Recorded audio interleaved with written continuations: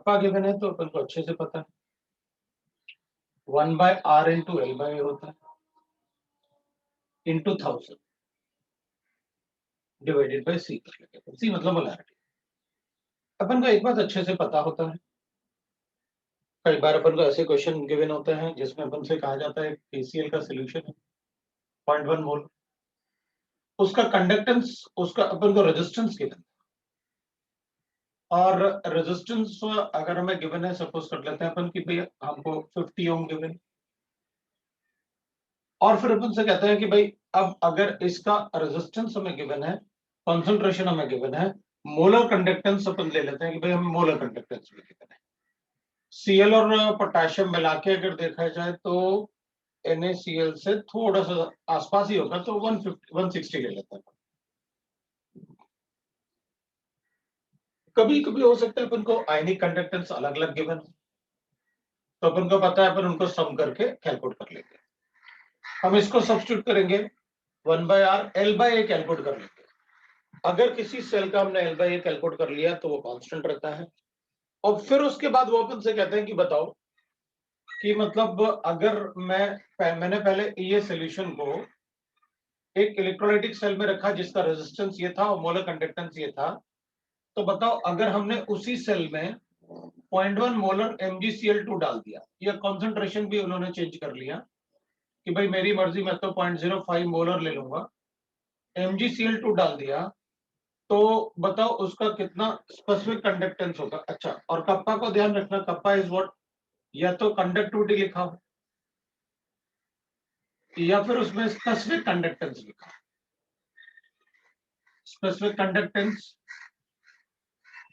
या कंडक्टिविटी दोनों एक ही बात है, लेकिन कंडक्टेंस या मोलर कंडक्टेंस इज दिस, है ना, दिस इज मोलर कंडक्टेंस, ठीक है ना। और अगर हम इसे कंडक्टेंस भी बोल सकते हैं, otherwise conductance should be this, लेकिन कभी कभी अगर वो लिख दें तो फिर को फर्क नहीं पड़ेगा, लेकिन अपन को कंडक्टेंस ये देखना चाहिए। तो अपन से कहेंगे भाई आप इसी सेल में, तो अपन को कहना कि इस सोल्यूशन से उन्होंने L बाई ए कैलकुलेट करवाया, उसके बाद कॉन्सेंट्रेशन देके इसका कंडक्ट रेजिस्टेंस देके अपन से ये पूछ लेंगे, या फिर ये देके ये पूछ लेंगे।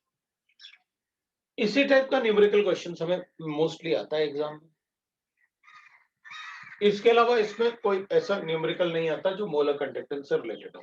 इक्विवेलेंट कंडक्टेंस होगा तो कंसंट्रेशन में नॉर्मलिटी लेनी है, इसके अलावा कोई नहीं आता। मतलब यही इसी टाइप का क्वेश्चन अपन से पूछेंगे और अपन उसे सॉल्व कर लेंगे। आप क्वेश्चन सॉल्व करना शीट वगैरह से, और एनसीईआरटी के भी सारे क्वेश्चन सॉल्व करना, ठीक है, क्योंकि मेंस लेवल में तो, मेंस के एडवांस में भी एनसीईआरटी लेवल से ही क्वेश्चन आता है, बस उसमें थोड़ा सा जो क्लास में अपन पढ़ेंगे उसका ध्यान रखेंगे। एक तो ये बात है कि भाई कैसे क्वेश्चंस जो आएंगे अपन ने, या फिर दो सॉल्यूशन को मिक्स करेंगे तो अपन को पता है कि conductance is a extensive property, extensive मतलब उन्हें सम कर पाएंगे। इवन कप्पा इज अ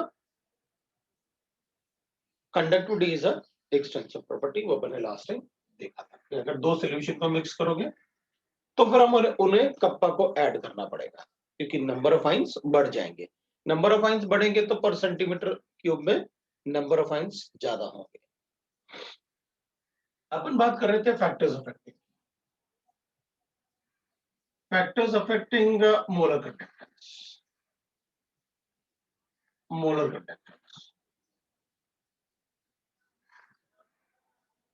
अब देखो अपन जैसे बताएंगे भाई हम factors affecting the molar conductance, तो अपन क्या कहेंगे, तो एक तो हो जाएगा कि हमारे पास ऐसे सोल्यूशन है, अपन को पता है वो इलेक्ट्रोड वगैरह लगाओगे आप, हमें उससे फर्क नहीं पड़ता। अपन क्या करेंगे कि फैक्टर्स अफेक्टिंग मोलर कंडक्टेंस में एक बात होगा कि अगर मेरे पास किसी का कॉन्सेंट्रेशन ज्यादा है, मतलब अगर इसमें नंबर ऑफ आइंस ज्यादा होंगे सोल्यूशन में, तो कंडक्टेंस भी ज्यादा होगा, मतलब स्ट्रॉन्ग इलेक्ट्रोलाइट का कंडक्टेंस ज्यादा होगा वीक इलेक्ट्रोलाइट के comparison, because strong electrolyte produces more number of ions, ठीक है। तो स्ट्रॉन्ग इलेक्ट्रोलाइट ज्यादा नंबर ऑफ आइंस देगा, इसलिए उसका कंडक्टेंस भी ज्यादा होगा, ज्यादा देर तक इलेक्ट्रोलाइसिस अपन कर सकते हैं। सो एक पार्ट तो होगा कि भाई नेचर ऑफ इलेक्ट्रोलाइट की बात कर रहा हूं मैं, nature of electrolyte. So nature of electrolyte में अपन कहेंगे भाई ठीक है, strong electrolyte shows more conductance than weak electrolyte due to number of ions. ठीक है, एक बात। दूसरी बात अपन कहेंगे कि भाई ठीक है, अब अपन कहेंगे जैसे molar conductance, more the number of ions more is the molar conductance, तो अपन ऐसे लिख सकते हैं। Therefore मैंने इसमें A लिख लिया, that is NaCl will be greater than that is CH3COH for a particular concentration। और दूसरा लिख लेते हैं अपन, अगर अपने पास ऐसे गिवन है भाई, अपने पास सपोज अपन ने ऐसे लिखा, तो इसका कंडक्टेंस ज्यादा होगा इससे, ठीक है, NH3 5Cl और Cl2 से। बाकी अपन को पता है क्या करना है, जितने ज्यादा नंबर ऑफ आयंस होंगे उतना ज्यादा कंडक्टेंस भी होता है। So it is directly proportional to number of ions, वो तो अपन को स्ट्रॉन्ग और वीक से पता चल गया। दूसरी बात ये कि इसमें अपन लिखेंगे, जैसे अपन लिखेंगे द कंडक्टेंस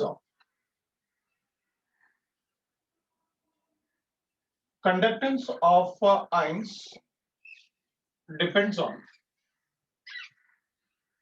अपन को यहां से तो पता चल गया कि चार्ज पे भी डिपेंड करेंगे, उनके मास पे भी डिपेंड करेंगे कि भाई किसका कितना मास है, सो दैट की मूवमेंट हो जाए। हाइड्रेशन पे भी डिपेंड करेंगे। मैं इसको एक्सेट्रा लिख रहा हूं क्योंकि अपने पास सारे के सारे पॉइंट्स नहीं है, क्योंकि कितने फैक्टर्स होंगे, तो अपन तो कहेंगे भाई बहुत सारे फैक्टर्स हो सकते हैं। तो फिर अपन कहेंगे कुछ एग्जांपल लिख लेते हैं। एग्जांपल में अपन कहेंगे देखो, जैसे अपन ने लिखा हुआ है भाई कंडक्टेंस ऑफ, अगर मेरे पास लिथियम आयन गिवन है, सोडियम आयन गिवन है, पोटेशियम आयन गिवन है, रुबिडियम आयन गिवन है और सीजियम आयन गिवन है, तो अपन कहेंगे भाई सब में चार्ज एक जैसा है, इसलिए कंडक्टेंस हाइड्रेशन पर डिपेंड करेगा, ड्यू टू हाइड्रेशन,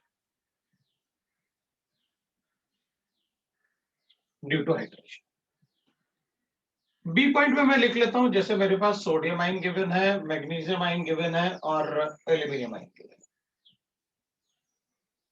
तो अपन कहेंगे हाइड्रेशन पर चार्ज पर, ये तो हाइड्रेशन पर डिपेंड नहीं करेगा, फिर चार्ज पर डिपेंड करेगा। अब क्यों, इसका हाइड्रेशन तो सबसे ज्यादा होगा, फिर इसका कंडक्टेंस ज्यादा क्यों, तो फिर अपन कहेंगे भाई इसका हाइड्रेशन तो ज्यादा है, लेकिन ये 1 मोल डिस्चार्ज होगा तो 3 मोल इलेक्ट्रॉन कंज्यूम कर लेगा, इसलिए इसका कंडक्टेंस ज्यादा होगा, क्योंकि मुझे 3 मोल चार्ज के लिए एक ही एल्यूमिनियम की जरूरत पड़ेगी। ये 2 मोल कंज्यूम करेगा, ये 1 मोल कंज्यूम करेगा, तो इसका कंडक्टेंस ज्यादा है क्योंकि इस पे चार्ज ज्यादा है। तो अगर आप ऐसे भी लिखते हैं ना, Cl को हटा लो, इस पे 3 पॉजिटिव चार्ज है, इस पे 2 पॉजिटिव चार्ज है, तो जिस पे चार्ज ज्यादा है उसका कंडक्टेंस ज्यादा है। अच्छा, तो अगर मैं ऐसे लिखूं तो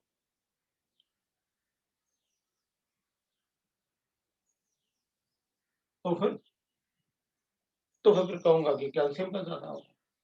वो क्यों, क्योंकि जब चार्ज ज्यादा है तो मुझे हाइड्रेशन की बात करनी होगी, भाई वो भी तो एक फैक्टर है ना, जब चार्ज ज्यादा है तो ज्यादा कंडक्टेंस है,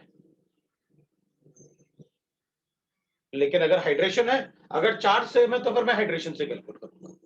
ठीक है, फिर हम सारे कैलकुलेट करके बता देंगे, आप बता दो, आपने मुझे बता दिया कि भाई चार्ज, हाइड्रेशन, मास, सारी चीजों पर डिपेंड करेगा, तो किस मोमेंट पे मुझे क्या सोचना है वो आपने मुझे बता दिया कि पहले मुझे चार्ज को देखना, मार्क्स पे कैसे डिपेंड करेगा, मार्क्स छोड़ देते हैं, वो उतना अपने सिलेबस में नहीं होगा, मार्क्स को अपन छोड़ देते हैं क्योंकि बहुत सारे फैक्टर्स है, वो ट्रांसपोर्ट नंबर वंबर अपने सिलेबस में उतना नहीं है। मैं तो डायरेक्टली टू द पॉइंट की बात कर रहे हैं, बल्कि जा रहे हो उसमें मास। हाँ, अगर मास आएगा तो बोल देंगे कि भाई ठीक है, दोनों में से मास किसका ज्यादा है, कैल्शियम का, लेकिन चार्ज डोमिनेटिंग फैक्टर होता हो, इसलिए तो अपन एक्स्ट्रा लिखते, राइट। तो अपन से जब पूछेंगे नहीं, अपन से 2 ही पार्ट पूछे जाते हैं आज तक, उनके अलावा कोई फैक्टर, क्योंकि फिर वो ट्रांसपोर्ट नंबर वाला जो फैक्टर है वो अपने सिलेबस में ही नहीं है। The fraction of charge carried by the cations, fraction of charge carried by the anions, fraction का सम करो तो 1 आता है। सो उतना अपने सिलेबस में नहीं है, अपन को पढ़ने की जरूरत भी नहीं। जो अपन से पूछेंगे अपन उन पर फोकस कर लेते हैं, ठीक है ना। सो अपन क्या करेंगे, अपन को गिव पता चल गया कि भाई क्या कर रहा है, कि मतलब कैसे अपन को बता रहा है। अब एक बात अपन हमेशा ध्यान रखेंगे, among all cations,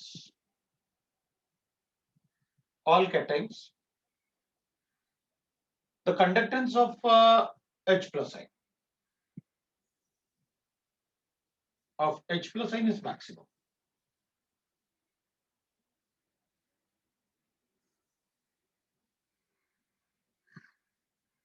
मतलब आप एक बोल रहे हो कि एल्यूमिनियम से भी H प्लस आयन का ज्यादा है। हाँ बिल्कुल यही बोल रहे। H प्लस आयन का कंडक्टेंस कैटायन में सबसे ज्यादा होता है, एंड इट इज उसका आयनिक कंडक्टेंस जो होता है ना, उसका वैल्यू होता है 349.5, अपन 350 लिखते हैं। एंड रेस्ट ऑल कैटायंस जो है ना इज लेस देन 250 लिख सकते हैं, या मतलब लेस देन 200 भी लिख सकते हैं।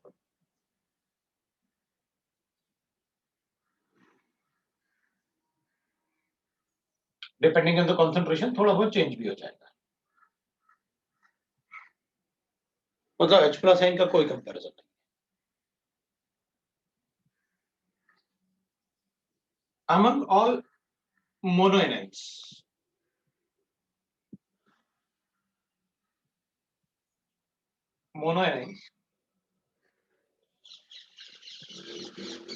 OH minus ion is maximum.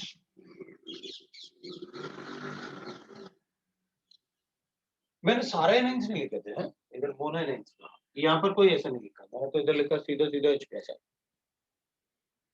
उसमें अपन को एक बात पता है, क्योंकि जो सोल्यूशन, जो एक्वस सोल्यूशन होगा ना, ये सब एक्वस सोल्यूशन में पढ़ रहे हैं अपन, तो एक्वस सोल्यूशन में वाटर में हाइड्रोजन बॉन्ड है, वाटर में हाइड्रोजन बॉन्ड। तो अपन क्या करेंगे कि भाई वाटर का जो हाइड्रोजन बॉन्डिंग है, ऐसे जो होता है वाटर में हाइड्रोजन बॉन्डिंग, तो उस केस में अपन क्या करेंगे, अपन कहेंगे जब प्रोटॉन होता है ना H पॉजिटिव, तो वो H पॉजिटिव जैसे अपन ने सोल्यूशन में लिखा ना, तो ये H पॉजिटिव इससे बॉन्ड बना लेगा।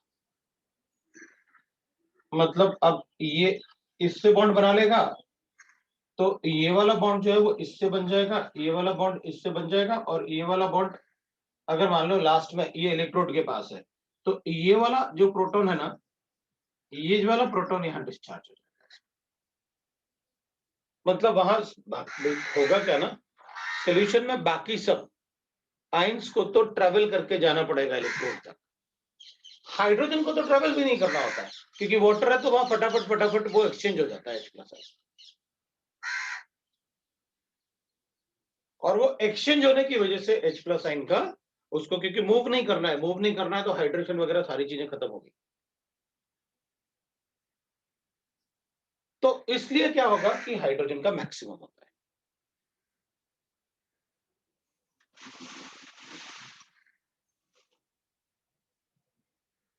इसलिए हाइड्रोजन का मैक्सिमम होता है अमंग ऑल द कैटायन। अब ये चीज OH में नहीं हो सकती। OH में क्यों नहीं हो सकती भाई, कि इसके पास इलेक्ट्रॉन है, OH ऐसे नहीं कर पाएगा, और अगर लेगा H प्लस आयन तो फायदा क्या, OH ऐसे OH बनते जाएंगे तो OH थोड़ी डिस्चार्ज होना है, OH से पहले तो वाटर डिस्चार्ज होगा। तो इसलिए OH में नहीं हो पाता है, और ना ही OH इसके साथ एक्सचेंज हो सकता है कुछ। OH माइनस आयन ऐड करेंगे तो वाटर से H प्लस आयन नहीं ले पाता वो, क्योंकि water is a Lewis base, it is not a Lewis acid. So ये OH के साथ नहीं हो पाता है, इसलिए अमंग ऑल दी कैटायंस हमको पता रहेगा, हमको क्या करना है कि H प्लस आयन का मैक्सिमम होगा, वो रीजन अपन को पता है। जैसे अपन कहेंगे भाई OH का नो डाउट बहुत ज्यादा होता है, लेकिन अगर अपन ऐसे लिख लेते हैं तो इससे तो कम ही होगा OH का। अब मैंने तो ये बहुत अच्छा वैल्यू ले लिया, काफी हो जाएगा अपने पास, बहुत ज्यादा चार्ज है इस पर, तो 4 नेगेटिव चार्ज है, तो अपन एक ऐसे एग्जांपल लिखेंगे ताकि अपन को पता रहेगा कि OH का मैक्सिमम नहीं होता among all the anions, but cation कोई भी लिखो आप, सबसे ज्यादा H+ आएगा, और वो 350 है, बाकी कैटाइन तो 250 से 200 से आप कम बता रहे हैं। This is about the nature of electrolyte. Strong electrolyte weak electrolyte से ज्यादा होंगे कंडक्टेंस, क्योंकि वीक में नंबर ऑफ आयन ज्यादा हो, कम होंगे, इसमें ज्यादा है कंडक्टेंस के एग्जांपल। इससे ज्यादा एग्जांपल अपन से पूछेंगे। सर बोलो बोलो। सर वो OH का मैक्सिमम कैसे, मतलब वो बताइए, उसका रीजन बताइए। मोनो OH का अनायन मैक्सिमम बताया नहीं ना मैंने तो। OH का कहाँ बताया मैक्सिमम? आपने लिखा ना, among all mono अनायन OH ion is maximum, मतलब उसका कंडक्टर सबसे ज्यादा है। हाँ तो मोनो एनाइंस में ना। हाँ तो उसका रीजन बताइए। हाँ तो मोनो एनाइंस में तो ऑब्वियस सी बात है,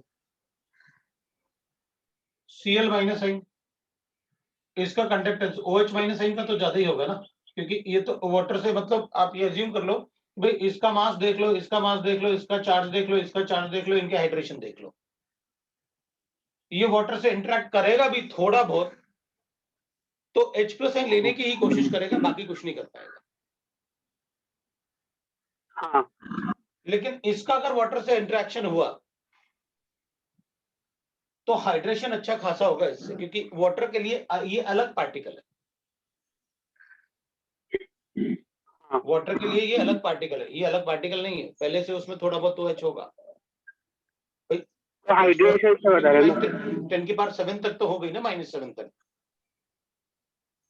हाँ इसलिए मोनो एनाइंस। और मैं तो आपका कैलकुलेशन इजी कर रहा हूं, मैंने इसलिए नोट लिखा हुआ है, मैं यहाँ पे जाके छोड़ देता, आपसे बोल देता भाई देखो मोनो एनाइंस में मतलब OH का ज्यादा होता है, कुछ लिख के छोड़ देता आपको। मैं तो आपको ये लिख के आपके क्वेश्चन में आपको सोचने के लिए कुछ दे ही नहीं रहा कि भाई आप कुछ भी लिखो, मुझे ये पता है कि मतलब पहले से सर ने बता रखा है कि ऐसे करना है आपको, राइट। इसलिए मैंने थोड़ा सा ही डिस्कशन किया था, ज्यादा अपन ने इसमें डिस्कस नहीं किया कि भाई ज्यादा डिस्कशन करो अपन सारी चीजें। ये पॉइंट तो मैं अपने एनालिसिस से बता रहा हूँ आपको कि यार अगर मुझे ये पता होते तो ये सारी चीजों की मुझे जरूरत ही नहीं, मैं तो 1 मिनट में क्वेश्चन सॉल्व कर लूंगा। आगे पढ़ना है ना अपन को कुछ और। तो ये आपको प्रिपरेशन के लिए बताया मैंने कि भाई देख, दिमाग में हमेशा ये रखना, इससे अपने कोई क्वेश्चन गलत नहीं होंगे अगर कोई कंडक्टेंस से रिलेटेड कोई पूछेगा तो, है ना। तो ये अपना OH नेगेटिव आयन, तो ये तो कॉमन है, मतलब उसमें था पहले से OH नेगेटिव आयन, तो ये तो इंटरेक्ट वाटर से बहुत ज्यादा नहीं करेगा। अब अपन बताएंगे भाई नेचर ऑफ इलेक्ट्रोलाइट से अपन को कोई प्रॉब्लम नहीं है, अपन तो कैटायन और एनायन के बारे में पूछेंगे अपन सारा पार्ट बता देंगे, इवन ये भी बता देंगे कि ऑलमोस्ट किसका कैसे होना चाहिए, अगर चार्जेस वगैरह अपन को गिवन है, आप कैटायन दे दो, हम बता देंगे किसका ज्यादा होगा किसका कम होगा। भाई अगर कोई अपन से पूछेगा बताओ सल्फेट का ज्यादा होगा या इसका ज्यादा होगा, तो अपन कहेंगे उस पर चार्ज ज्यादा है, उसी के ज्यादा। सल्फेट पे 2 नेगेटिव चार्ज है, फिर अपन से पूछेंगे बताओ इन दोनों में बताओ, तो अपन कहेंगे इन दोनों में नहीं बता सकता, क्योंकि मुझे सर ने बताया था कि मोनो एनाइंस में जो होता है, अमंग मोनो एनाइंस OH का सबसे ज्यादा होता है, उसमें आप वैल्यूज दो तो ही बता पाऊंगा, नहीं तो नहीं बता पाऊंगा। अभी सल्फेट का तो कम ही होता है OH से, लेकिन मैंने वहां नहीं लिखा। फिर मैं ये भी तो लिख सकता था कि नहीं नहीं वो बाइवेलेंट, मुझे बाइवेलेंट में कोई ना कोई एग्जाम्पल मिल जाएगा, तो जो पूरा ऑथेंटिक था 100% की कभी गलत नहीं होगा, मैंने बताया आपको अमंग मोनो एनाइंस हमेशा ज्यादा होता है। अब इन दोनों में क्या है, तो सर ने बाइवेलेंट की बात ही नहीं की थी, इसका मतलब मुझे वैल्यूज दो तभी बता पाऊंगा, नहीं तो नहीं बता पाऊंगा, ये था। क्योंकि मैं तुम्हें सारे नाइन्स थोड़ी बताऊंगा कि सर अब मुझे सारे नाइन्स बताओ आप, नहीं भाई इतना थोड़ी पढ़ना है, थोड़ी सोच थोड़ी करना है, हमें तो एक अंदाजा चाहिए जिससे मेरे क्वेश्चन सॉल्व हो जाए। अब दूसरा तो अपने पास कॉन्सेंट्रेशन, कॉन्सेंट्रेशन। अब अगर कॉन्सेंट्रेशन की बात करें तो अपन कहेंगे देखो स्ट्रॉन्ग इलेक्ट्रोलाइट और वीक इलेक्ट्रोलाइट दोनों on dilution molar conductance on dilution conductance molar conductance, equivalent conductance,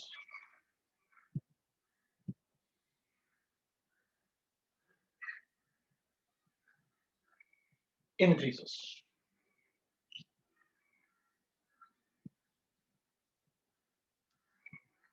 मतलब मोलर कंडक्टेंस भी इंक्रीज होगा, इक्विवेलेंट कंडक्टेंस भी इंक्रीज होगा, और कंडक्टेंस भी इंक्रीज होगा। तो अपन सबको पहले से पता है भाई, आप अगर ऐसे ग्राफ बनाते हो, अपन ने कंडक्टेंस और कंसंट्रेशन का ग्राफ पढ़ा।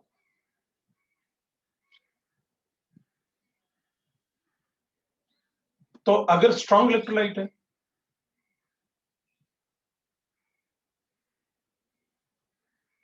तो अपन कहते हैं भाई स्ट्रॉन्ग इलेक्ट्रोलाइट में ना the graph will be like this, ऐसा होता है स्ट्रॉन्ग इलेक्ट्रोलाइट। तो स्ट्रॉन्ग इलेक्ट्रोलाइट में स्ट्रेट लाइन जैसे ग्राफ आएगा, ये तो मतलब स्लोप जैसे बनता है स्ट्रेट लाइन का वैसे बन रहा है इसमें तो। और अगर मान लो मैंने किसी दूसरे इलेक्ट्रोलाइट के लिए लेंगे तो ऐसे कर लेंगे, कोई प्रॉब्लम नहीं।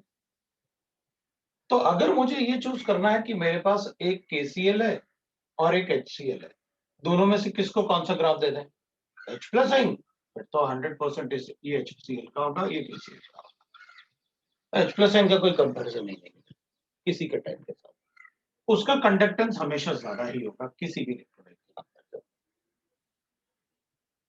ये भी स्ट्रॉन्ग इलेक्ट्रोलाइट था, तो अपन को पता था कि दोनों ही मतलब इस टाइप से ग्राफ होगा कि भाई अपन कॉन्सेंट्रेशन को डाइल्यूशन करेंगे तो दोनों के ही कॉन्सेंट्रेशन बढ़ेंगे। लेकिन अगर दो ग्राफ में कंपैरिजन है, तो अभी थोड़ी देर पहले आपने बताया था मुझे कि भाई ये दोनों तो सेम थे, इसमें कैटायन में अगर H प्लस आइन है फिर तो मुझे कुछ सोचना ही नहीं, उसका सबसे ज्यादा होगा और बहुत ज्यादा होगा। ठीक है, अब अगर मेरे पास स्ट्रॉन्ग इलेक्ट्रोलाइट है तो ये तो 100% डिसोसिएट हो जाता है वाटर में, ऑलमोस्ट मतलब नियरली 100% बोल देंगे अपन, डिपेंडिंग ऑन द कंसंट्रेशन अपन को पता है, वो अलग भी हो सकता है। तो अपन कहेंगे कि भाई इसमें ना जैसे अगर अपन डाइल्यूशन करेंगे तो ये कंडक्टेंस ऐसे क्यों बढ़ रहा है, तो अपन को ऐसे लिख लेना चाहिए, for strong electrolyte by Debye equation, है ना। वो इक्वेशन ले लेते हैं अपन, भाई जो मोलर कंडक्टेंस होता है at a given concentration is given by this equation, molar conductance at infinite dilution minus B into under root of concentration. ये B जो होगा इसको कभी कभी कोई A लिखता है, कोई B लिखता है, हमें फर्क नहीं पड़ता, वो एक्चुअली चार्ज ऑफ इलेक्ट्रोलाइट है, तो अपन इसको मतलब कभी कभी A लिख देता है, कोई B लिख देता है, कोई कुछ लिख देता है, हमें फर्क नहीं पड़ेगा, यहाँ पर कांस्टेंट लेना है, तो जो भी गिवन है अपन को फर्क नहीं पड़ता। चलो अपन ये लिख लेते हैं, ये मोलर कंडक्टेंस था जो इनफाइनाइट डाइल्यूशन पे था, क्योंकि यहाँ कॉन्सेंट्रेशन 0 होगा, तो अपन जैसे जैसे डाइल्यूशन करेंगे कंडक्टेंस बढ़ता है। क्यों बढ़ता है, क्योंकि स्ट्रॉन्ग इलेक्ट्रोलाइट में तो नंबर ऑफ आयंस तो चेंज हो नहीं सकते, तो अपन कहेंगे जैसे जैसे आप डाइल्यूशन करोगे इन दोनों का आपस में इंटरेक्शन कम होगा, तो अगर ये आपस में एक दूसरे को कम अट्रैक्ट करेंगे तो इलेक्ट्रोड के पास जाने की टेंडेंसी बढ़ जाएगी, है ना। क्योंकि हम तो इस पार्ट में वो पढ़ रहे हैं कि भाई जो भी अपन इलेक्ट्रोड की तो बात ही नहीं कर रहे क्या है, हम तो ये बात कर रहे हैं कि कौन से फैक्टर्स हैं जिसकी वजह से रेजिस्टेंस आता है, तो अपन कहेंगे एक अपने सॉलिड सॉलिड इंटरेक्शन भी लिखा हुआ। तो डाइल्यूशन करेंगे तो इन दोनों के बीच में डिस्टेंस बढ़ेगा, डाइल्यूशन करेंगे तो वॉल्यूम बढ़ने की वजह से अगर डिस्टेंस बढ़ेगा तो इनका इंटरेक्शन कम होगा, इंटरेक्शन कम होगा तो ये रिस्पेक्टिव इलेक्ट्रोड पे इजीली जा सकते हैं, तो कंडक्टेंस बढ़ेगा। तो स्ट्रॉन्ग इलेक्ट्रोलाइट में डाइल्यूशन से इसलिए कंडक्टेंस बढ़ रहा है क्योंकि आप उसमें interaction between the cations and anions कम हो रहा है। तो ये ग्राफ, ये तो वैल्यू फिक्स होती है, इसलिए मैंने इसको ऐसे लिखा y equal to C plus mx, x अपने लिए कॉन्सेंट्रेशन है, ऐसे बना देता हूं। तो अपन ने कहा भाई हमारे लिए स्लोप पता चल गया, हमें बाकी चीजें अगर ये लिख दिया मैंने, आपको सारी चीजें समझ में आ गई, हमें क्या करना है, आप क्या बताना चाहते हैं। क्योंकि स्ट्रेट लाइन का ग्राफ लिखने का मतलब आपको सबको समझ में आ गया कि अगर भाई इस कॉन्सेंट्रेशन पे ये है तो इस कॉन्सेंट्रेशन पे ये है, अगर आप 2-3 वैल्यू दे दो मुझे, मैं इनफाइनाइट डाइल्यूशन पे कितना वैल्यू होना चाहिए ऑलमोस्ट वो स्ट्रेट लाइन बना के बता दो। Where A is the valency of cation,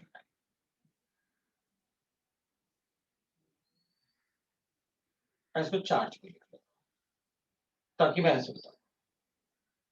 example ले लेता हूं, है ना। For MgCl2 A is equal to 2, for NaCl A equal to 1। अब बाकी बताने की जरूरत नहीं, मुझे पता चल गया आप क्या बताना चाहते हो। बाकी आप बताओ, कॉन्सेंट्रेशन आप कुछ बताना नहीं है आपको, इनफाइनाइट डाइल्यूशन थोड़ा सा आइडिया है अपन को, बाकी अपन अभी एप्लीकेशन लिखेंगे, कोलरोज लॉ वगैरह देख लेंगे उसको। तो स्ट्रॉन्ग इलेक्ट्रोलाइट के लिए मोन्सगर इक्वेशन से सीधा बता देंगे कि भाई वो स्ट्रेट लाइन आता है। अब अपन वीक इलेक्ट्रोलाइट की बात, अपन वीक इलेक्ट्रोलाइट में अगर लिखेंगे तो अपन कहेंगे देखो भाई वीक इलेक्ट्रोलाइट में डिसलाइक। अब वीक इलेक्ट्रोलाइट तो इनकम्प्लीटली डिसोसिएट होता है, इधर भी अपन ऐसे लिखेंगे concentration no doubt molar conductance. मेरे पास ऐसे गिवन है CH3COH और इसको इक्विलिब्रियम मेंटेन करते हैं।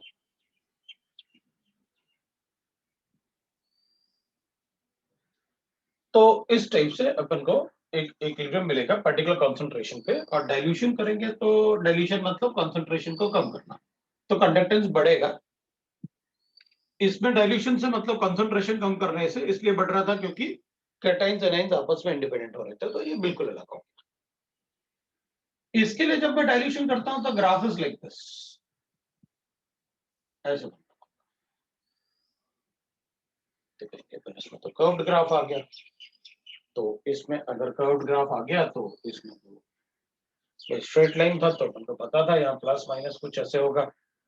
तो ऐसे कर्व्ड ग्राफ तो तभी आता है जब प्रोडक्ट का ग्राफ बनाया जाए, x into y का ग्राफ बनाया जाए। तो अपन कहेंगे ठीक है भाई, अपन इसको चेक कर लेते हैं ऐसा क्यों हो रहा है।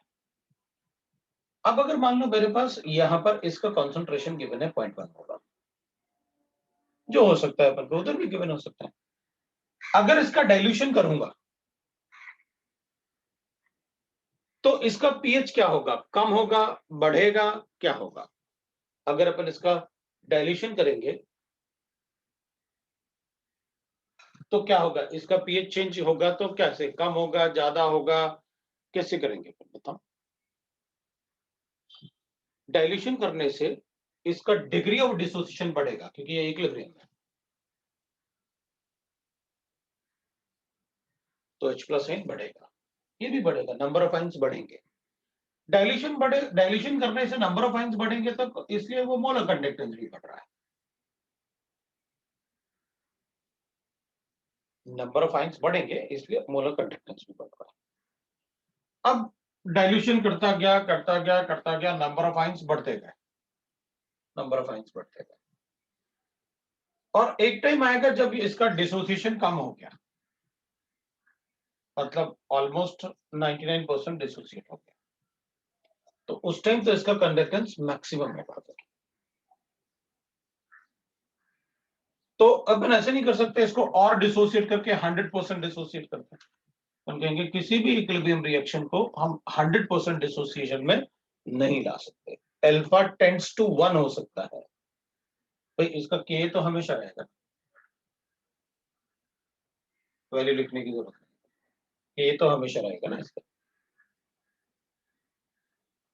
तो अपन इसके इसमें ना फिक्स्ड वैल्यू नहीं कैलकुलेट कर पाएंगे कि भाई इसका एग्जैक्ट वैल्यू कितना होगा, इसलिए मैंने इसको ऐसे,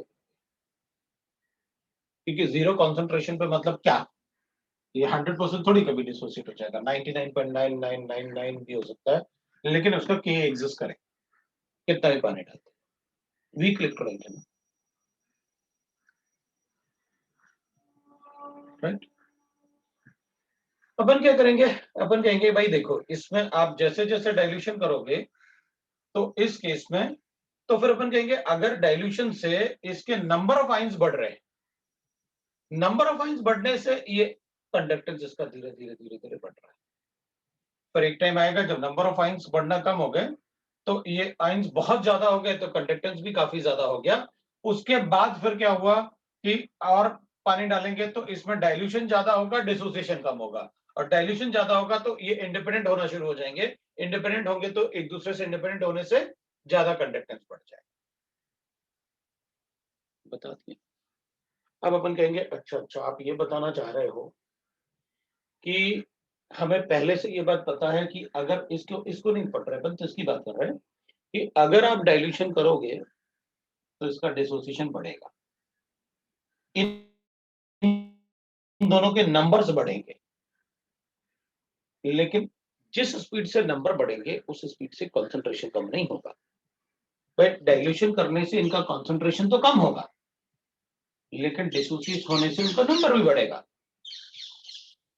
तो यहां पर डाइल्यूशन करने से ऐसे नहीं हो रहा कि भाई अगर हमने वॉल्यूम को डबल कर दिया तो इनके कंसंट्रेशन जस्ट हाफ हो जाएंगे, जैसे यहां हो रहा होगा कि भाई अगर अपन ने 0.1 मोलर लिया था KCl, हमने वॉल्यूम को डबल कर दिया तो अपन कहेंगे इनके कंसंट्रेशन हो गया 0.05। इधर ऐसा नहीं होता। क्यों? क्योंकि यहां पर अगर अपन वॉल्यूम को डबल करेंगे तो 0.05 इसलिए नहीं हो पाएगा क्योंकि ये डिसोसिएट भी तो हो जाएगा। तो इसका मतलब है 0.05 से कंसंट्रेशन थोड़ा बड़ा होगा, नंबर्स भी तो बढ़ जाएंगे लेकिन कंसंट्रेशन कम होगा, और कंसंट्रेशन ऑफ H+ कम होगा तो pH बढ़ेगा डाइल्यूशन से। H+ का नंबर तो बढ़ेगा, इसका भी नंबर बढ़ेगा लेकिन pH कम, pH बढ़ेगा क्योंकि H+ बढ़ रहा है। तो अपन क्या करेंगे, अच्छा शुरू शुरू में क्या हो रहा होगा जब अपन डाइल्यूशन करेंगे, क्योंकि ये सारे क्वेश्चंस अपन आयनिक में कर लेते हैं कि ये भी हुआ है कि डाइल्यूट किया मेरी मर्जी, मैंने बताओ मैं चाहता हूँ pH डबल हो जाए तो कितना पानी डालना पड़ेगा, इस टाइप के क्वेश्चन काफी कर सकते, ये हो गया। तो अपन क्या करेंगे, एसिटिक एसिड को अगर अपन डाइल्यूट करेंगे तो ऑब्वियस सी बात है डाइल्यूशन से इनके कॉन्सेंट्रेशन सिर्फ चेंज थोड़ी हो रहे होंगे, ये डिसोसिएट भी हो रहा होगा।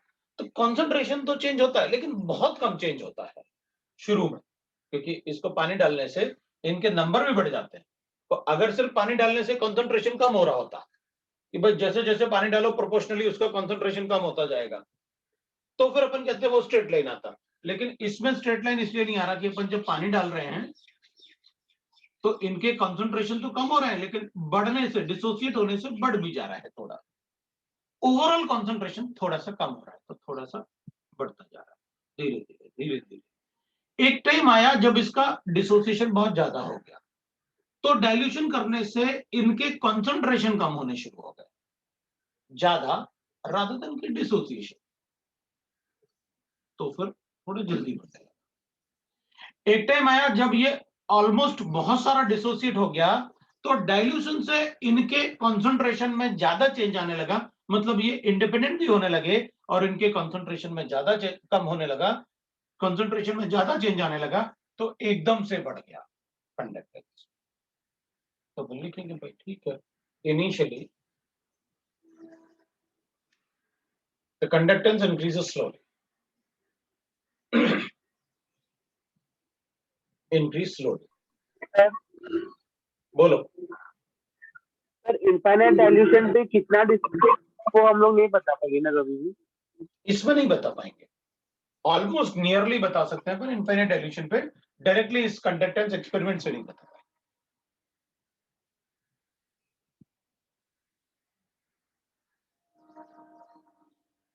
Due to increase in degree of dissociation, but after some time, मैंने बिल्कुल शॉर्ट में लिखा क्योंकि अपन को स्कूल में थोड़ी बताना है, स्कूल में लिखा ना होता तो आपने 12th क्लास में जिन्होंने पढ़ा होगा उनको पता होगा, बहुत सारा लिखवाया होगा। But after some time the alpha, when alpha tends to 1, then on dilution conductance increases rapidly. Mostly अपन से एसिटिक एसिड के लिए पूछते हैं, अपन वही ये अपन ऐसे पता, ये आपका वीक इलेक्ट्रोलाइट और स्ट्रॉन्ग इलेक्ट्रोलाइट के लिए अलग अलग बता सकते हैं अपन की कैसे चेंजेस होंगे कंडक्टेंस। तो फैक्टर्स अपन ने चेक कर लिया। इसका मतलब ये हुआ कि अगर मुझे आप ये दे दो कोई भी एसिडिक एसिड में, है ना, ये दे दो कि इसका इनफाइनाइट डाइल्यूशन पे कितना कंडक्टेंस है ना, और किसी भी, क्योंकि कॉन्सेंट्रेशन अपन को गिवन होगा, इस कॉन्सेंट्रेशन पे कितना होगा, इस कॉन्सेंट्रेशन पे कितना होगा, इस कॉन्सेंट्रेशन पे कितना होगा, ये वैल्यूज तो मुझे गिवन होगी, तो मैं बता सकता हूं उससे कि भाई कितना डिसोसिएट हुआ होगा। Molar conductance at given concentration divided by molar conductance at infinite dilution, तो ये क्या हो जाएगा, fraction of conductance at a given concentration. भाई किसी भी कॉन्सेंट्रेशन पे कितना फ्रैक्शन होगा, तो इस कॉन्सेंट्रेशन का कंडक्टेंस, और इनफाइनाइट कितना होता है, अगर वो हमें आप दे दो तो मैं बता सकता हूं कि डिग्री कितना डिसोसिएशन हुआ होगा इसका, क्योंकि जैसे जैसे आप डाइल्यूशन कर रहे हो इसका ये वाला पार्ट चेंज होता रहेगा, ये वाला पार्ट तो फिक्स है, तो डिग्री ऑफ डिसोसिएशन बढ़ता रहेगा, क्योंकि जैसे जैसे आप डाइल्यूशन करोगे ये वैल्यू बढ़ती रहेगी और ये वैल्यू बढ़ता रहेगा, तो मैं अल्फा का वैल्यू बता सकता हूँ क्या होगा। फिर तो मैं वीक इलेक्ट्रोलाइट के लिए कुछ भी कैलकुलेट कर सकता हूँ। तो for weak electrolyte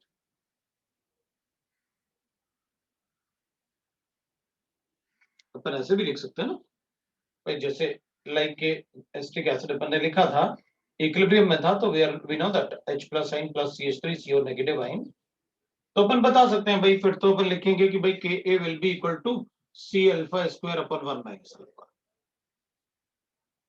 where alpha is equal to that is तो गिवन है divided by infinite dilution by molar conductance, ये गिवन होगा तो अपन बता देंगे, मैंने एक्सप्रेशन वगैरह भी बना के दिखा देंगे, H प्लस आइन भी कैलकुलेट कर देंगे, तो जरूरत पड़ेगा तो H प्लस आइन भी बता देंगे, C अल्फा ही तो है, अल्फा तो गिवन है, अपन को C गिवन होना चाहिए, देन pH बता देंगे, डिग्री ऑफ हाइड्रोलाइसिस भी, मैं तो डिग्री ऑफ डिस्शन भी बता दूंगा K और C गिवन होता है, तो मतलब K इससे भी कैलकुलेट करके बता सकता हूँ। लेकिन उस लास्ट वाले केस में अपन को पता है वो अल्फा का वैल्यू लेस देन 0.1 होना चाहिए, तो वो तो यहाँ से मुझे पता चल ही जाएगा, अगर अल्फा का वैल्यू लेस देन 0.1 कैलकुलेट करके बता सकता हूँ, लेकिन बेटर होगा कि अपन इसको यूज करें या अल्फा को सब्स्टिट्यूट करके कोई एक्सप्रेशन बना देंगे, कोई problem for a weak electrolyte, ये अपन सारे बता सकते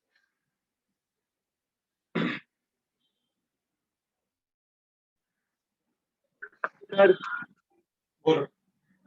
सर कैसे लिखा हुआ एक बार बताइए ना, alpha is equal to lambda E upon lambda में इंफिनिटी। ये कॉन्सेंट्रेशन सपोज C1 है, इस पे ये लैम्डा 1 है और ये लैम्डा इनफाइनाइट है, तो इस कॉन्सेंट्रेशन पे अल्फा क्या रहा होगा, फ्रैक्शन ऑफ कंडक्टेंस, तो ये वैल्यू तो फिक्स है,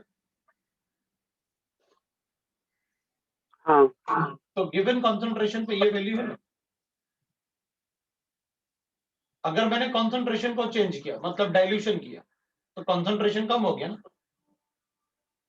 तो अल्फा भी चेंज, हाँ ये मोलर कंडक्टेंस भी चेंज हो जाएगा, तो ठीक है इसका फ्रैक्शन भी चेंज कर दूंगा, फ्रैक्शन बढ़ गया, ये थोड़ी चेंज हो सकता है,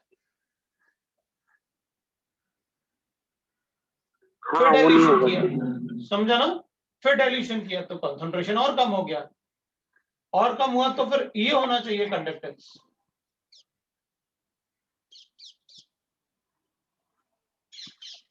ठीक है ना, तो इसका हाँ मतलब है सर, हाँ समझ। कि एक गिवन कॉन्सेंट्रेशन पे ये कैलकुलेट कर सकता हूँ ना, तभी तो मैंने C लिखा, तो उस कॉन्सेंट्रेशन को तो फिक्स रखेंगे ना अपन जो इनिशियली इसका होगा वीक इलेक्ट्रोलाइट, इसलिए अपन ने वैसे फ्रैक्शन लिख लिया। कि भाई लेकिन कॉन्सेंट्रेशन फिक्स रखना पड़ेगा, एक पर्टिकुलर कॉन्सेंट्रेशन पे ही इसको यूज कर पाऊंगा, ऐसे नहीं होगा कि हमेशा ही हो जाएगा। हाँ, अपन को पता है ना कि भाई अगर कॉन्सेंट्रेशन चेंज होगा तो डिग्री ऑफ डिसीजन चेंज होगा ना, पता ही है।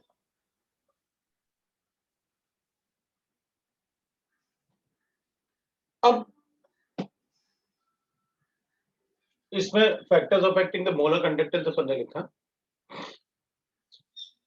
अपन एक चीज देख लेते हैं, इसमें लास्ट में लिख रहे हैं अपन नोट करके, on dilution conductivity, that is kappa, ये स्पेसिफिक कंडक्टेंस अपन को पता है decreases because the number of ions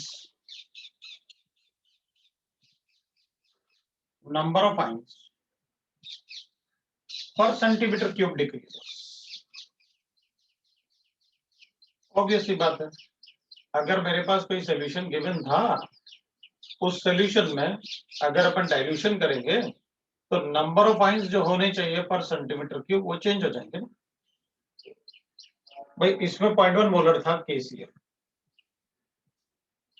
अब इसमें पानी डाल दो, क्या होगा, वॉल्यूम बढ़ेगा तो इस जो 1 सेंटीमीटर क्यूब में नंबर ऑफ आइंस पहले रहे होंगे वो कम हो जाएंगे।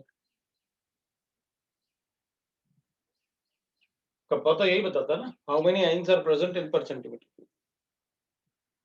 तभी तो अपन कहते हैं कि दो सोल्यूशन मिक्स करोगे अगर तो नंबर ऑफ आइंस चेंज हो जाएंगे ना। अगर दोनों का वॉल्यूम इक्वल होगा तब तो कोई प्रॉब्लम नहीं, लेकिन अगर वॉल्यूम चेंज हुआ तो चेंज हो जाएगा। एक को 20 ml, एक को 30 ml ले लो, अलग अलग वॉल्यूम है तो अपन को पता है फिर तो चेंज होगा नंबर ऑफ आइंस पर सेंटीमीटर। तो इस केस में अपन बता सकते हैं कि भाई अगर कॉन्सेंट्रेशन और कप्पा का ग्राफ चाहिए अपन को तो अपन कहेंगे ये तो डिक्रीज होगा भाई,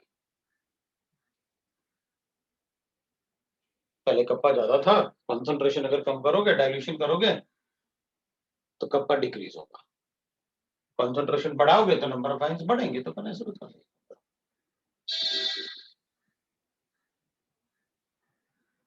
राइट, अब ठीक है, मेरे ख्याल से अपन को और ज्यादा नहीं सोचना चाहिए, नहीं तो पहले अपन ऐसे भी बोल सकते हैं डिपेंडिंग ऑन द कंसंट्रेशन, पहले अपन थोड़ा ऐसे बता सकते थे, ऐसे थोड़ा सा ग्राफ ऐसे कर सकते थे, लेकिन अपन को वो सोचना नहीं चाहिए ज्यादा, क्योंकि अपन कहेंगे भाई शुरू में ना अगर थोड़ा सा ही पानी डालोगे तो हो सकता है इनिशियली इनमें अट्रैक्शन ज्यादा था, पानी डालने से वो अट्रैक्शन कम हो रहा है इसलिए कंडक्टेंस बढ़ रहा होगा, लेकिन बाद में क्या हो गया, जब वॉल्यूम थोड़ा और बढ़ाया तो फिर वो इससे 1 सेंटीमीटर क्यूब से बाहर जाना शुरू हो गया, नंबर ऑफ आइंस बाहर जाना शुरू हो गया, मतलब कम हो गया number of ions 1 centimetre cube में, तो उस केस में वो डिक्रीज होना शुरू हो गया। तो अगर इनिशियली थोड़ा सा वाटर डालने से बढ़ रहा है तो अपन बता सकते हैं फिर कि अच्छा कंडक्टिविटी इनिशियली थोड़ा सा वाटर डालने से बढ़ रहा है तो इसलिए बढ़ रहा होगा क्योंकि कैटाइंस और एनाइंस में अट्रैक्शन कम हो रहा होगा, तो अपन ऐसे आपको बता सकते हैं।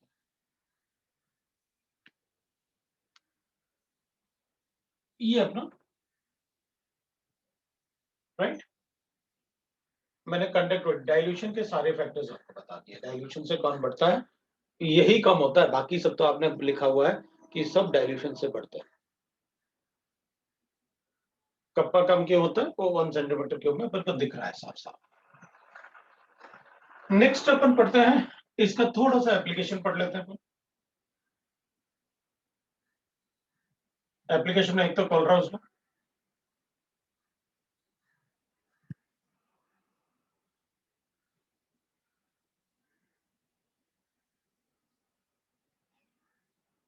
कोलराउस लॉ में अपन क्या पढ़ते हैं कि भाई देखो कोलराउस लॉ का पहले तो अपन ये देख लेते हैं,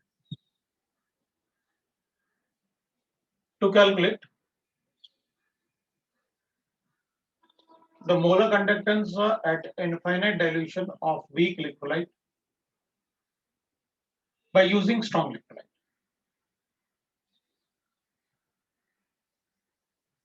by using strong electrolyte, वो अपन को पता है, मतलब ज्यादा वर्ड्स में अपन को लिखना ये जरूरत है, हमें इसकी इसके लिए जरूरत है। अपन क्या करेंगे, अपन कहेंगे देखो भाई पहले तो डेफिनेशन लिख लेता हूं।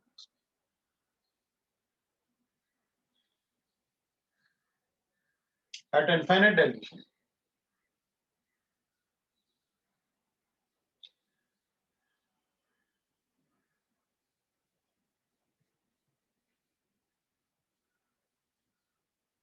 the equivalent conductance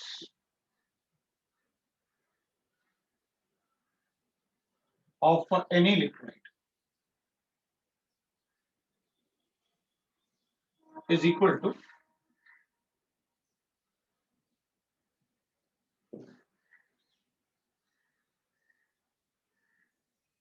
at infinite dilution when infinite dilution का मतलब होता है when each ion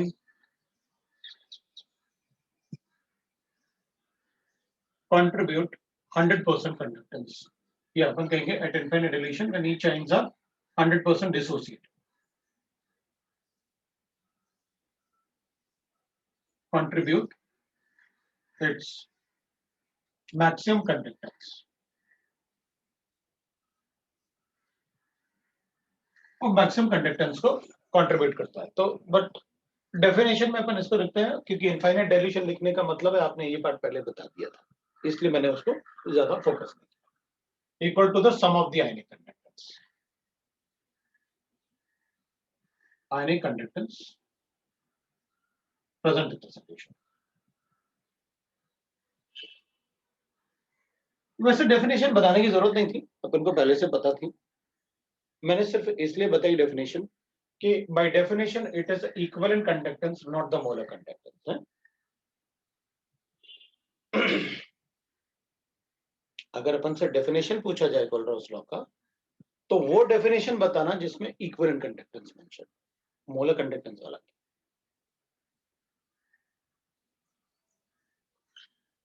ठीक, तो अपन क्या करेंगे, अपन कहेंगे देखो भाई एग्जांपल ले लेते हैं अपन। मेरे पास गिवन है, मतलब to calculate molar conductance at infinite dilution for CH3COH by given values of molar conductance at infinite dilution of HCl, infinite dilution of NaCl, and infinite dilution of CH3CONA strong electrolyte.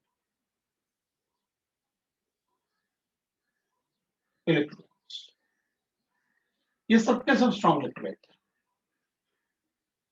अपन को कोई doubt नहीं होता, सीधा अपन लिख देंगे the equivalent conductance will be equal to, या molar conductance will be equal to like this. Infinite dilution of CH3COH will be equal to, अपन को पता है इनके वैल्यूज आप मुझे दोगे, मैं सीधा सीधा लिख लूंगा कि मुझे एसिटिक एसिड बनाना है तो मुझे क्या करना चाहिए, मैं CH3CONA चाहिए मुझे, HCl चाहिए मुझे, और NaCl को माइनस कर, इसका इक्विवेलेंट कंडक्टेंस गिवन होगा, इसका इक्विवेलेंट कंडक्टेंस गिवन होगा, इसको माइनस करूंगा तो एसिटिक एसिड बचेगा, हो गया मेरा काम।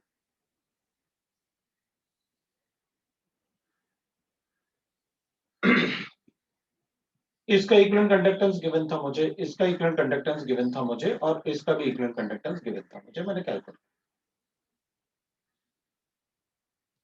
ऐसे कैलकुलेट अगर मोलर कंडक्टेंस गिवन होता तो भी मैं ऐसे कर लेता।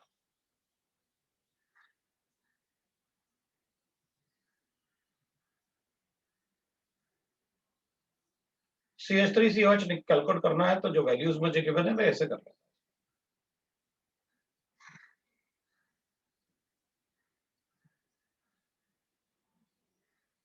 अब इसमें बिल्कुल ऐसे लिखने की जरूरत नहीं है, तो सीधा सीधा CH3CONA है, प्लस करना है HCl, माइनस करना है NaCl, खत्म हो गया। ये एग्जांपल था,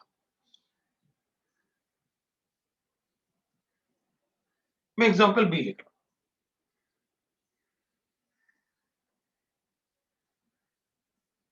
For अब अगर मुझे इनफाइनाइट डाइल्यूशन लिखना है तो ये अपन ने कैलकुलेशन सीख ली।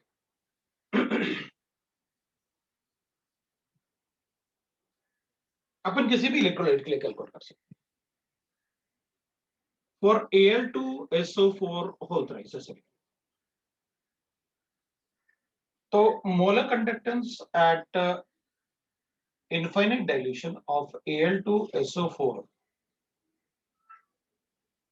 whole thrice will be equal to 2 into ionic conductance of at infinite dilution of Al plus 3, क्योंकि मुझे मोलर कंडक्टेंस गिवन था किसका, एल्यूमिनियम आयन का, ये भी मोलर कंडक्टेंस है।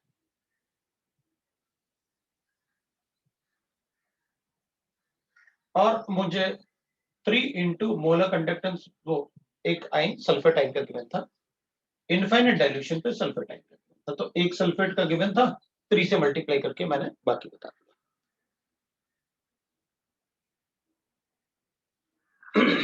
अगर मैं इसको ऐसे लिखूं तो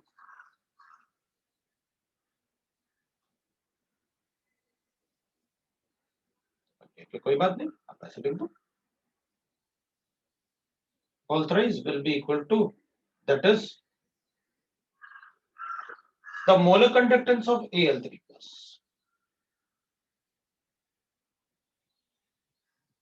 molar conductance of Al3 plus,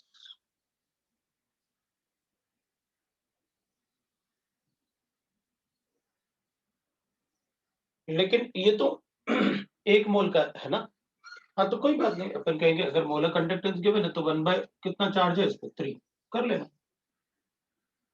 n factor से डिवाइड करते हैं भाई, आप तो पर आयंस एक्सचेंज ही इक्विवेलेंट कंडक्टेंस बोलते हो ना, कर दो, n फैक्टर से डिवाइड कर दूंगा। इसको करना है तो ठीक है, 1/2 कर लो, और एक सल्फेट आयन, मतलब सल्फेट आयन मुझे सिर्फ एक ही लिखना पड़ेगा, ये मोलर कंडक्टेंस गिवन थे। अच्छा,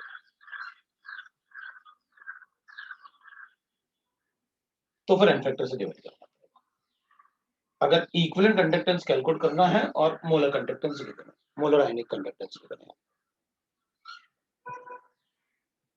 अच्छा, तो अगर ऐसे गिवन है मुझे पहले से ही, तो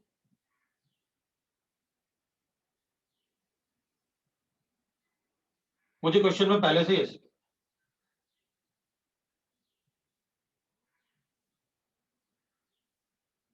तो फिर अपन कहेंगे ठीक है कोई बात नहीं, फिर इसमें कोई चार्ज वार्ज कुछ नहीं आने वाला। ये गिवन होने का मतलब है कि वो एल्यूमिनियम आयन के 1 मोल ऑफ इलेक्ट्रॉन एक्सचेंज करने से कितना कंडक्टेंस होता है वो गिवन है। मोलर का मतलब है you are dealing with the number of moles, equivalent से डील कर रहे हो आप। अच्छा, तो फिर मुझे यहाँ पर फिर कुछ नहीं करना है, फिर कुछ नहीं करना है, ये आपको बस चेक करके रखना कि मुझे गिवन क्या, मोलर कंडक्टेंस या equivalent conductance of sulphate ion और एल्यूमिनियम आयन। ठीक है, so now what you are telling me is कि अगर मैं दूसरा कोई एग्जांपल लेता हूं और मुझसे कहा गया कि इसके लिए कैलकुलेट करो, और मुझे गिवन था ऐसे,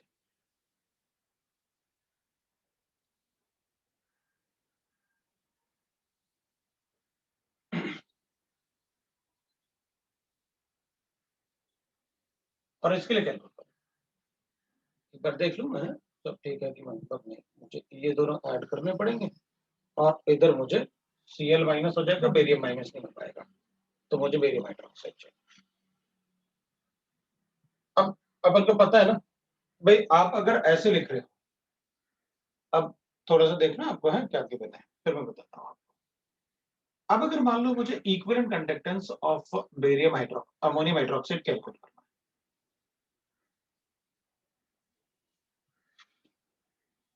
और मुझे ये सब जो गिवन है ना, ये इक्विवेलेंट कंडक्टेंस गिवन है। अब क्वेश्चन में मुझे इक्विवेलेंट कंडक्टेंस गिवन है, मैं क्या करूंगा, मैं कहूंगा मुझे कुछ नहीं करना है, मुझे बस ये करना है, इक्विवेलेंट कंडक्टेंस गिवन है, ये बनाना है, तो सीधा लिख लेते हैं भाई, ये बनाना है, मतलब अमोनियम किसमें था, तो अपन कहेंगे अमोनियम क्लोराइड वाला, plus barium hydroxide minus BaCl, ये लो बन गया। तो अपने पास क्या आ जाएगा, इक्विवेलेंट कंडक्टेंस आ जाएगा 2 इसका 2 का आ जाएगा, 2 बेरियम हाइड्रोक्साइड आ गया। 2 से डिवाइड करके अपना आंसर बता दें।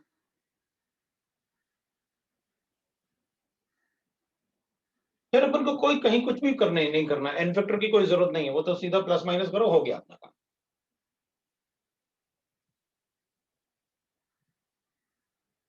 अच्छा, और अगर मुझे ये मोलर कंडक्टेंस गिवन होते तो ये इक्विवेलेंट कंडक्टेंस है सारे के सारे।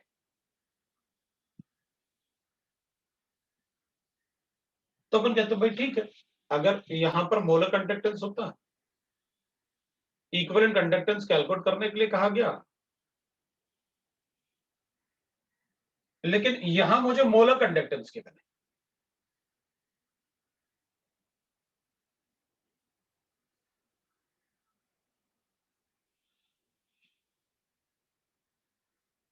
तो फिर मैं क्या करता, फिर तो मुझे एन फैक्टर से डिवाइड करना होता है, मोलर कंडक्टेंस गिवन थे ना मुझे, तो फिर हर एक का मुझे इक्विवेलेंट कंडक्टेंस से डिवाइड करके देखना, प्लस माइनस,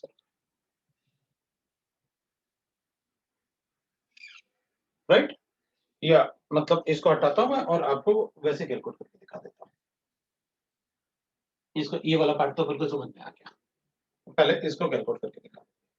वैसे मोस्ट ऑफ द टाइम अपन को ना मोलर कंडक्टेंस से डील करना होता है, तो मैं इसको थोड़ा सा नीचे लिखता हूं ताकि अपन को सारे पार्ट अच्छे से दिखे। एक मिनट रुकना, मुझे ना अमोनियम हाइड्रोक्साइड के लिए मोलर कंडक्टेंस कैलकुलेट करना था। मोस्टली अपन को अमोनियम हाइड्रोक्साइड के लिए अगर कैलकुलेट करना है, और ये अपन को, अब अपन को बाकी अपन को पता है कि अपन ने ऐसे लिख लिया। अपन क्या करेंगे, अपन लिखेंगे देखो भाई, अगर अमोनियम हाइड्रोक्साइड को कैलकुलेट करके दिखाना है ना, मैं थोड़ा सा मतलब इसमें, क्योंकि इक्वेशन भी पूछ लेते हैं अपन से, सारे पार्ट पूछ लेते हैं इसमें, पोलरोस लॉ। तो अपन कहेंगे देखो मेरे पास ऐसे गिवन है, मैंने क्या किया था, दैट इज अपन को लिखना था अमोनियम हाइड्रोक्साइड, तो अमोनियम क्लोराइड लिया था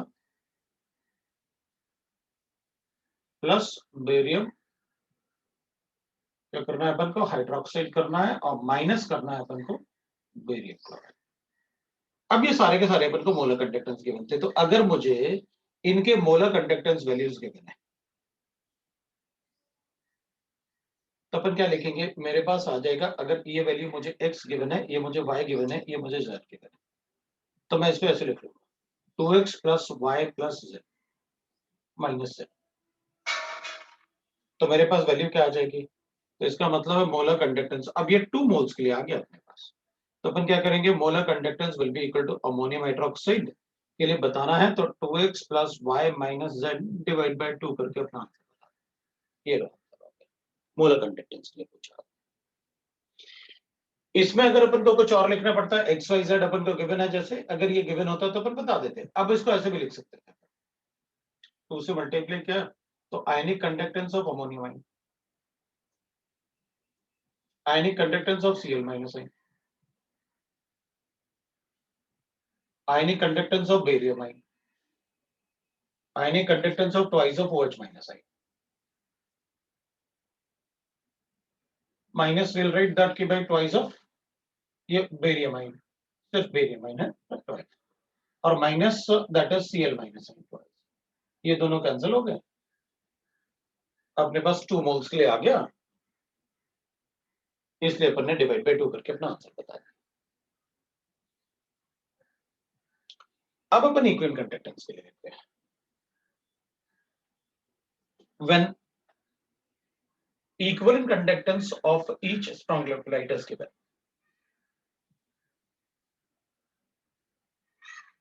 of each strong electrolyte is given,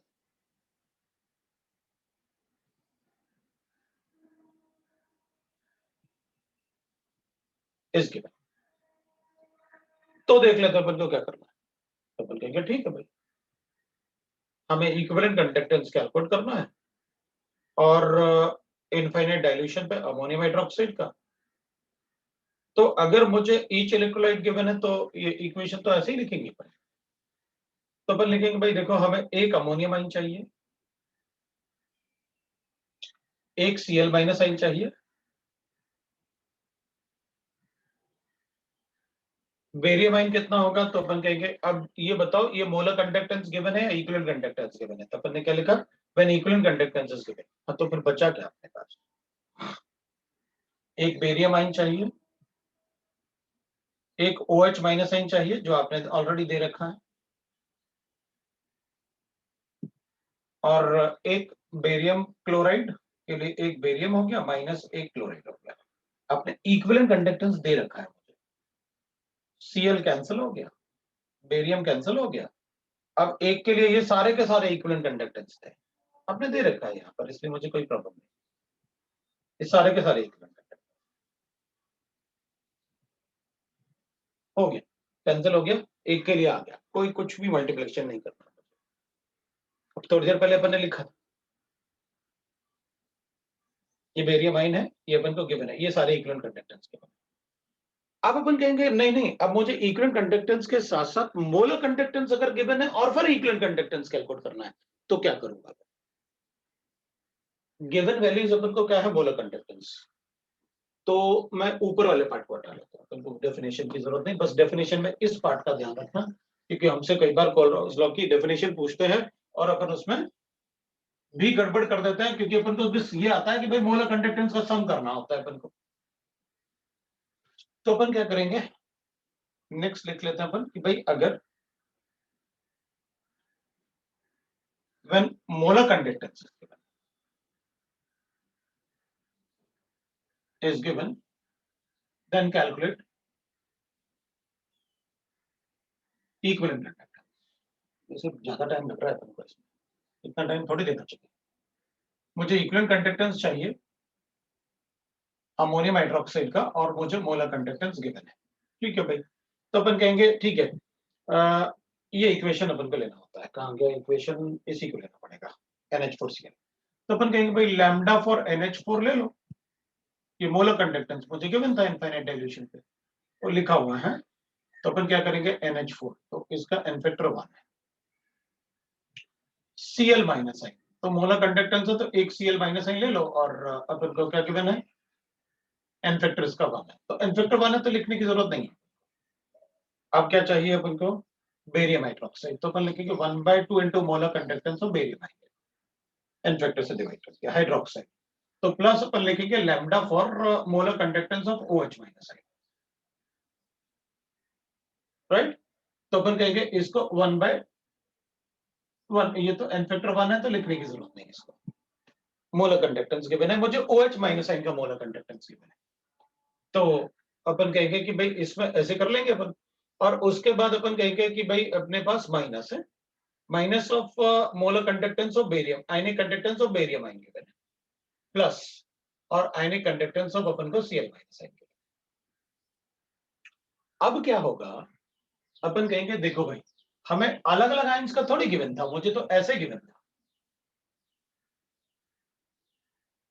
ऐसे गिवन होगा ना। हाँ तो अपन कहेंगे कोई बात नहीं, अगर ऐसे गिवन है आपको, तो बेरियम आयन तो मैं बेरियम हाइड्रोक्साइड को ऐसे कर लेता हूं, तो इसमें 2 हाइड्रोक्साइड कर दूंगा, इसमें क्या कर दूंगा, क्योंकि मुझे तो ऐसे गिवन होगा ना, तो मुझे ये गिवन होगा, अलग अलग आयनिक कंडक्टेंस तो आप लिख रहे हो सम करके, तो बेरियम क्लोराइड अगर मुझे गिवन होगा तो मुझे इसको क्या करना पड़ेगा, इसको भी ट्वाइस करना पड़ेगा, राइट ना, क्योंकि आपको ने कहा कि आपको मोलर कंडक्टेंस गिवन है ये, तो n फैक्टर से डिवाइड करोगे, तो फिर अगर आपने यहां पर अलग अलग करके n फैक्टर से डिवाइड कर लिया, तो फिर मैं बाकी नंबर नहीं लिखूंगा, ये अलग अलग आपने अगर डिवाइड कर लिया ना, तो इसका मतलब है आपने n फैक्टर से डिवाइड करके मोलर कंडक्टेंस को इक्विवेलेंट कंडक्टेंस में कन्वर्ट कर दिया, यही मेरा आंसर हो जाएगा।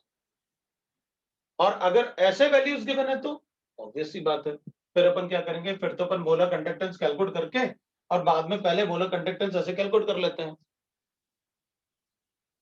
और इसी को इक्विवेलेंट कंडक्टेंस बता देंगे, क्यों, n फैक्टर 1 है ना इसका, तो आप अलग अलग कैलकुलेट कर लोगे तो ऐसे आ जाएगा, और अगर आप सम करके करोगे तो फिर बता देंगे भाई, वही पहले अपन क्या करते हैं कि मोलर कंडक्टेंस ऐसे कैलकुलेट कर लेते हैं और बाद में n फैक्टर से क्या कर देंगे अपन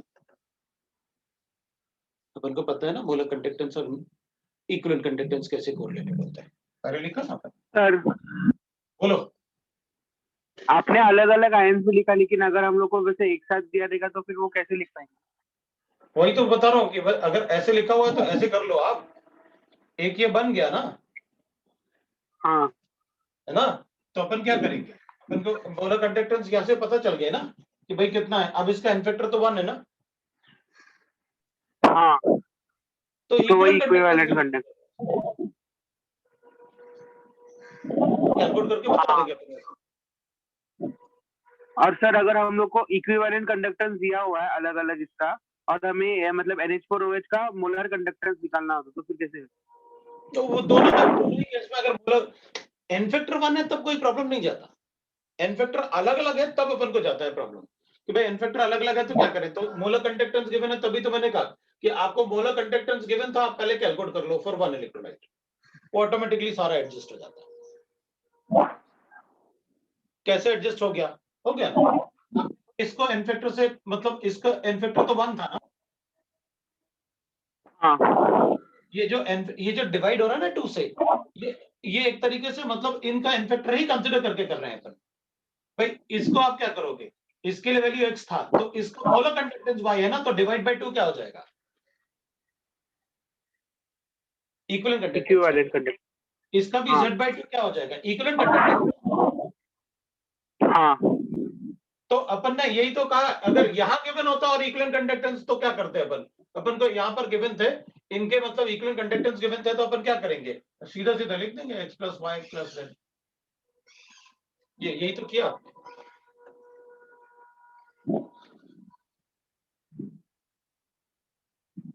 इससे NH4OH का इक्विवेलेंट कंडक्टेंस आएगा ना? डायरेक्टली आ गया। हाँ, तो उसको फिर मोलर में कन्वर्ट करेंगे ना, अगर बिल्कुल। मोलर पूछे। हाँ ठीक है। ये ना कभी कभी गलती हो जाती है, इसलिए मैंने थोड़ा सा टाइम लगा दिया इस पे, ठीक है ना। तो अपन एन फैक्टर कैसे कंसीडर करेंगे वो अपन को पता है। दूसरा इसका होगा कि भाई अपन अभी थोड़ी देर पहले अपन ऑलरेडी देख चुके हैं, टू कैलकुलेट अल्फा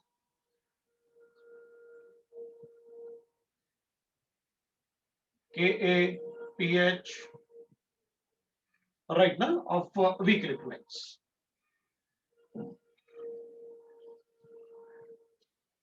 वो अपन को ऑलरेडी पता है, मैं थोड़ी देर पहले डिस्कस कर चुका हूं। To calculate ionic product of water, ionic product of water,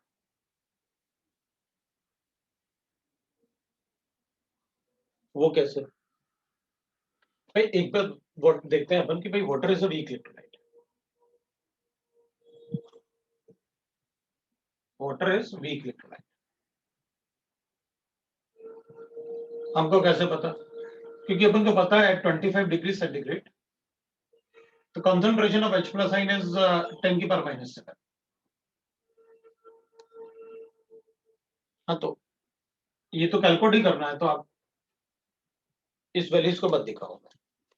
तो अपन कहेंगे अच्छा, अब पानी में H प्लस आइन इतना कम होता है कि अपन अज्यूम कर लेते हैं कि भाई वाटर ना, जो H प्लस आइन और OH नेगेटिव आइन वाटर में प्रेजेंट है, that is at infinity.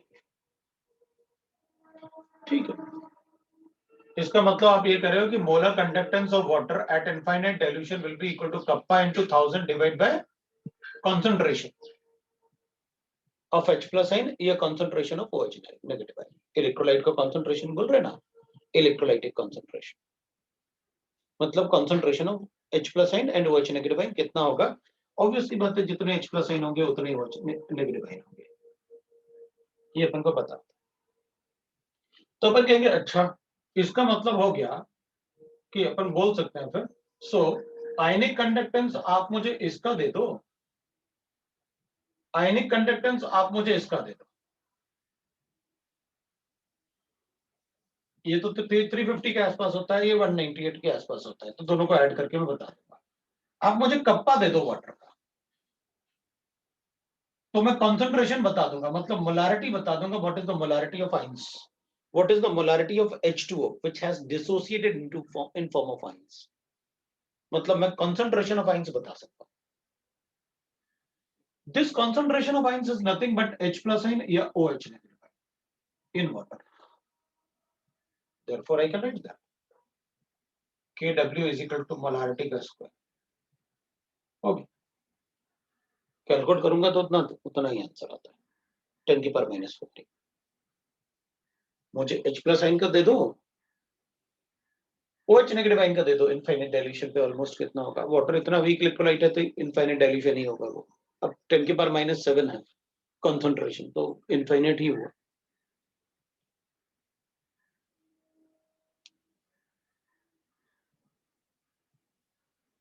to calculate solubility product.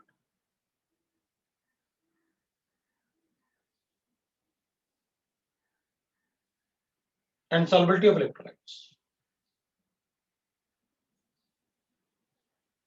अब जैसे अपन कहेंगे ना कि भाई एग्जाम्पल लिया मैंने कि या तो AgCl डिसॉल्व कर लो या BaCl2 डिसॉल्व कर लो, कोई भी मतलब ऐसा डिसॉल्व कर लो, कुछ भी.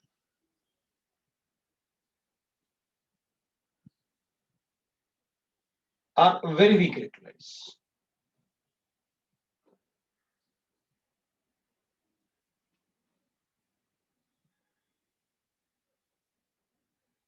बहुत वीक इलेक्ट्रोलाइट्स होता है. तो दूसरा ले सकता था मैं, MgCl2 ले सकता हूँ. BaCl2 कंप्लीटली वाटर डिसोसिएट होता है, तो बाद में मैं बोलूँ आपसे कि वो तो BaCl2 is almost 100% water soluble, जैसे NaCl होता है. तो तुम कहोगे सर एक बार तो आपने BaCl2 ऐसे लिखा था, इसलिए मैंने चेंज कर दिया. दे आर वीक इलेक्ट्रोलाइट जो वाटर में इनसॉल्युबल होता है.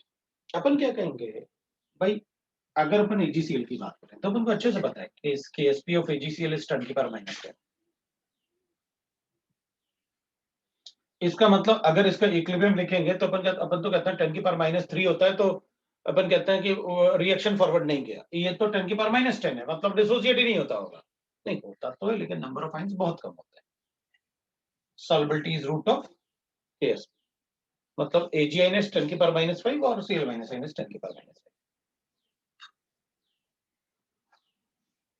अब ये थोड़ी पता हमें, ये तो कैलकुलेट ही करना है. तो अपन क्या कहेंगे, हम ये अज्यूम कर रहे हैं since their solubility is very less, solubility is very less, is very less, so assuming dilute solution, infinite dilution,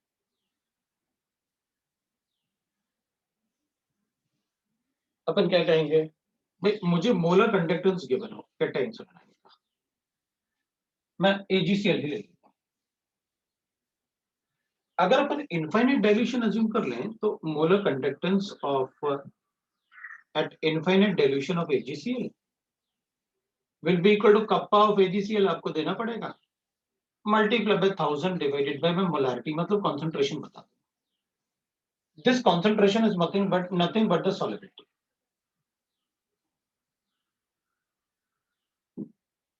वही तो कंसंट्रेशन होगा आयंस का. तो अपन कहेंगे यहां पर मुझे ये गिवन होना चाहिए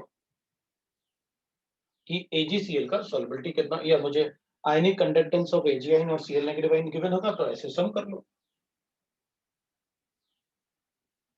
कप्पा ऑफ AgCl मुझे गिवन होना चाहिए, क्योंकि lambda of Ag ion plus lambda of Cl minus ion. Kappa मुझे गिवन होना चाहिए AgCl का, क्योंकि कप्पा मुझे सोल्यूशन का गिवन अगर होगा तो मैं कप्पा वाटर का माइनस करूंगा. वो क्यों? क्योंकि AgCl में अपन को पता है Ag आयन भी 10 की पावर -5 होता है और वाटर भी 10 की पावर -7 होता है, तो ज्यादा डिफरेंस नहीं है. अभी तो आपने वाटर के लिए भी कंडक्टिविटी बताई, इसलिए अगर सोल्यूशन के लिए गिवन हो तो क्वेश्चन में चेक कर लेंगे अपन. अगर वाटर का भी मेंशन है तो सोल्यूशन से माइनस करके बताऊंगा कि वो इलेक्ट्रोलाइट के लिए है. लेकिन अगर अपन को वाटर का गिवन नहीं है तो अपन ये अज्यूम कर लेंगे कि जो भी कंडक्टिविटी गिवन है वो उस इलेक्ट्रोलाइट की गिवन है. Solubility आ गया. Once we get the solubility, Ksp बता. तो कप्पा अपन को पता था कि kappa is a extensive property, इसलिए अगर सोल्यूशन का गिवन है तो kappa of solution will be equal to kappa of AgCl plus water.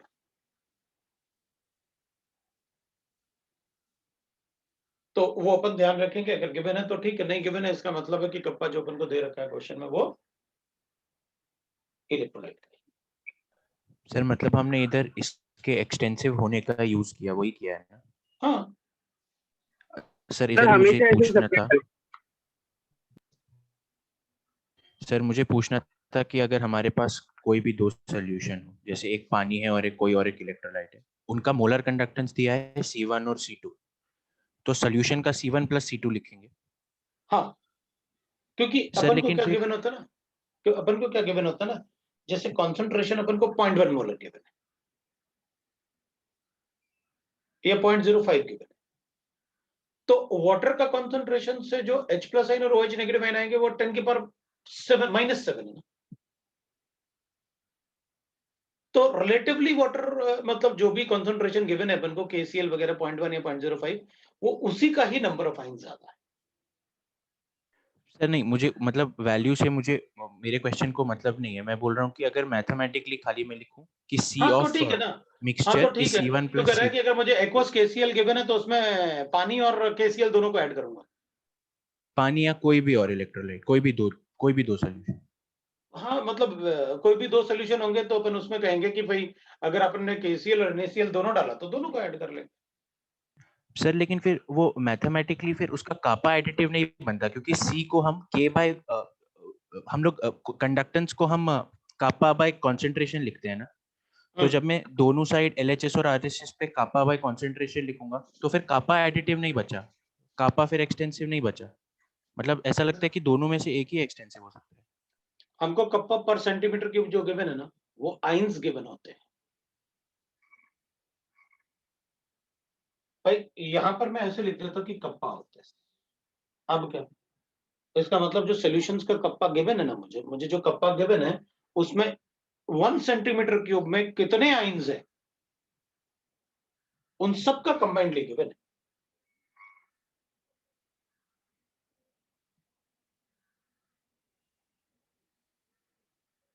यही ना। सर नहीं सर, एक बार हम वो लिख सकते हैं क्या, kappa of solution equal to kappa of H2O plus kappa of AgCl।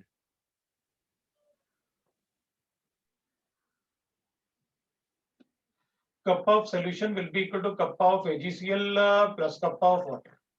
हाँ, अब इस कप्पा को मैं कंडक्टेंस इनटू कंसंट्रेशन लिखूंगा फॉर्मूला के हिसाब से दोनों साइड में। Molar conductance at infinite dilution into concentration, right ना। जी सर, दोनों के लिए ऐसे ही। और तो यहां पर लिखूंगा molar conductance into concentration C1 और इसके लिए लिखूंगा 1 और ये 2 और C2 हो गया। बोलो। हाँ, अब मैं बोल रहा हूँ कि मोलर कंडक्टेंस एडिटिव नहीं बचा, उसके साथ कंसंट्रेशन का टर्म आ गया, जो हमने पहले बोला था कि C1 प्लस C2 खाली करेंगे। अब लेकिन उसके साथ कंसंट्रेशन भी आ गया, तो वही कंफ्यूजन था। नहीं तो ये कंसंट्रेशन जो होगा ये तो पर सेंटीमीटर क्यूब है ना, इसका वैल्यू तो 1 है ना, नंबर ऑफ आइंस पर सेंटीमीटर क्यूब।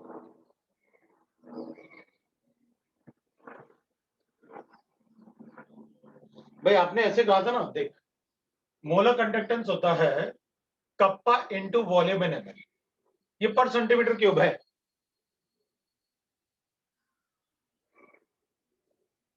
दोनों बराबर है ना।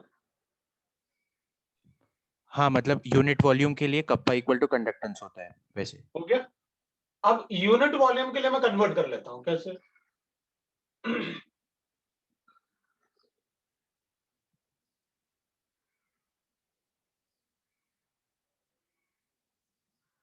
मतलब यूनिट वॉल्यूम में कॉन्सेंट्रेशन हाँ पर मोल ना।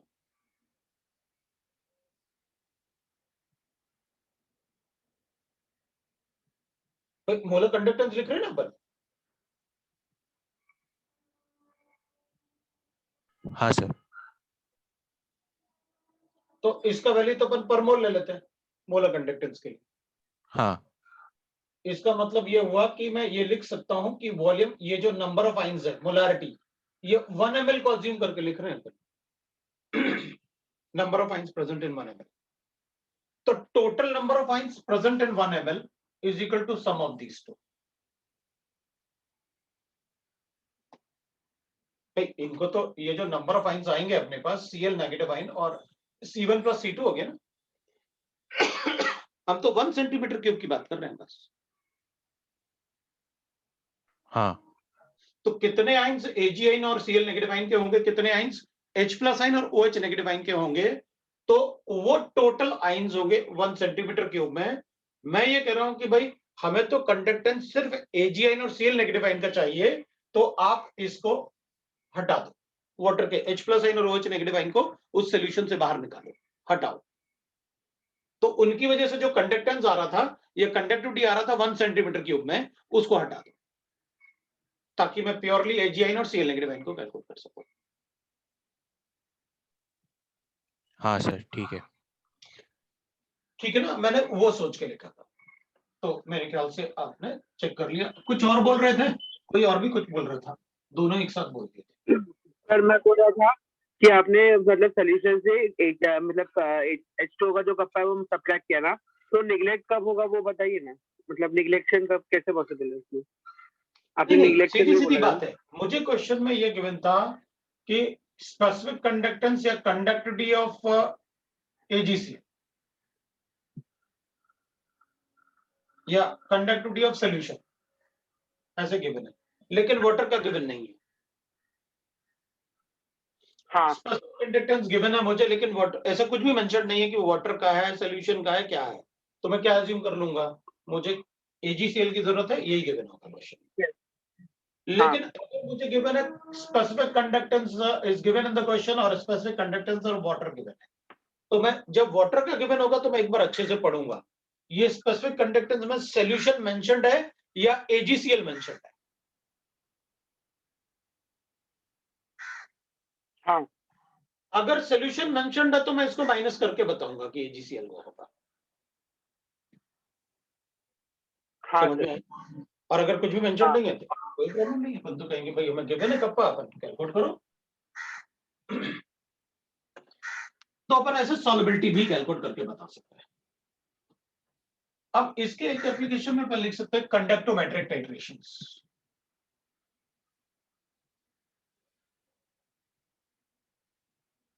हमें टाइट्रेशन करने के लिए, एंड पॉइंट चेक करने के लिए इंडिकेटर्स की जरूरत होती है, लेकिन कंडक्टोमेट्रिक टाइट्रेशन में हमें एंड पॉइंट चेक करने के लिए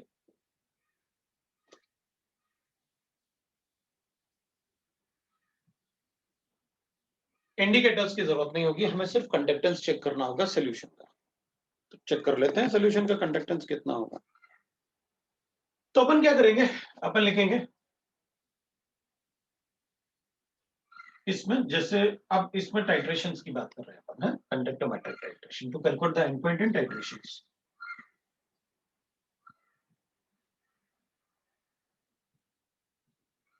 इन टाइट्रेशंस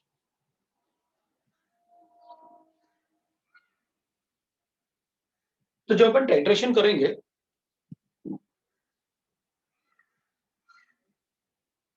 तो अपन ऐसे बताएंगे। तो अब इसमें ना एक बात का और ध्यान रखना होता है, एसिड को बेस में ऐड किया या बेस को एसिड में ऐड किया, मतलब किस इलेक्ट्रोलाइट को किस इलेक्ट्रोलाइट में ऐड किया, वो भी बहुत इंपॉर्टेंट होता है।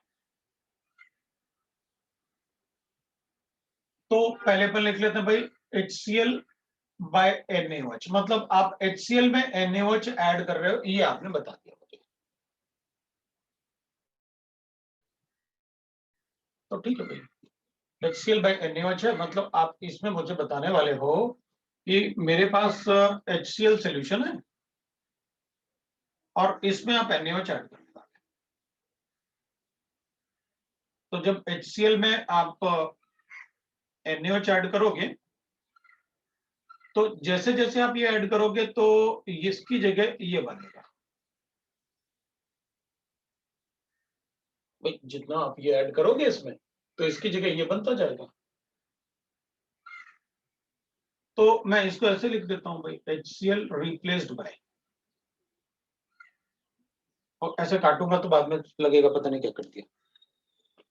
तो अपन कहेंगे ठीक है भाई, इसका मतलब है मैंने पहले HCl सोल्यूशन था मेरे पास, तो मैं इसका कंडक्टेंस चेक कर लेता हूं,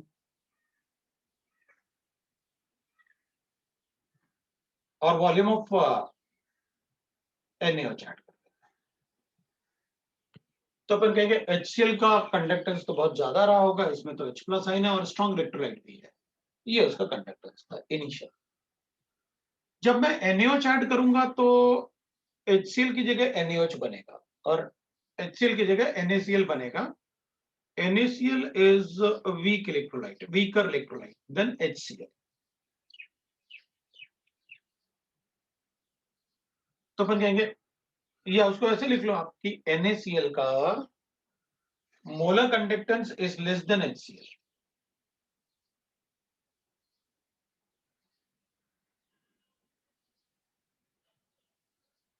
हमें कैसे पता? दोनों में Cl है, लेकिन ये H प्लस आइन है और ये Na पॉजिटिव है, और Na पॉजिटिव होगा तो मैक्सिमम 80 तक होगा, ये तो 350। समझ में आया क्यों बताया था H प्लस आइन, क्यों इतना आपको फोकस कर रहा है? इसका मतलब है जैसे जैसे ये इससे रिप्लेस होगा तो ये ना डिक्रीज होता जाएगा। दोनों ही स्ट्रॉन्ग इलेक्ट्रोलाइट है, इसलिए मैंने स्ट्रेट लाइन ली।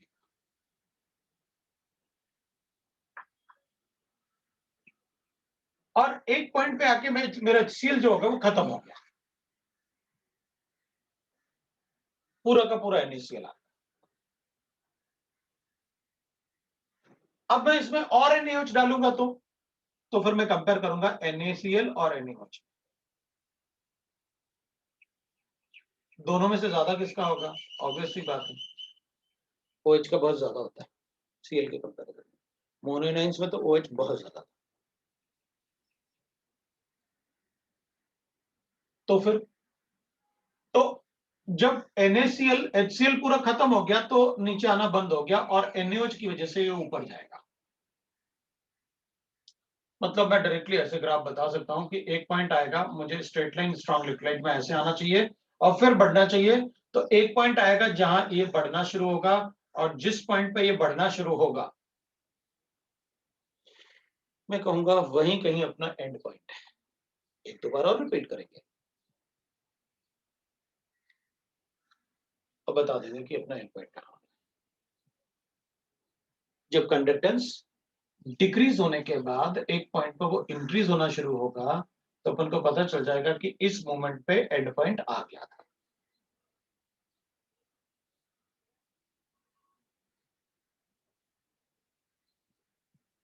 अगर मान लो मेरे पास ऐसे होता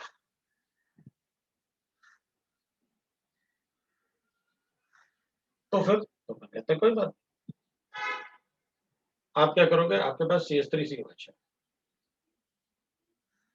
रिप्लेस्ड बाय CH3COH, इसमें NaOH डालने वाले हो तो आप लिखोगे भाई CH3COH है, NaOH ऐड किया है तो CH3CONA बनेगा।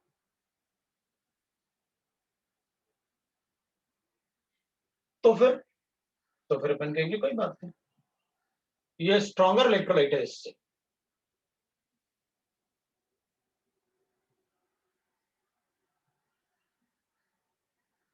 Electrolyte than CH3COH। तो फिर भाई ये तो वीक इलेक्ट्रोलाइट था, molar conductance volume of NaOH।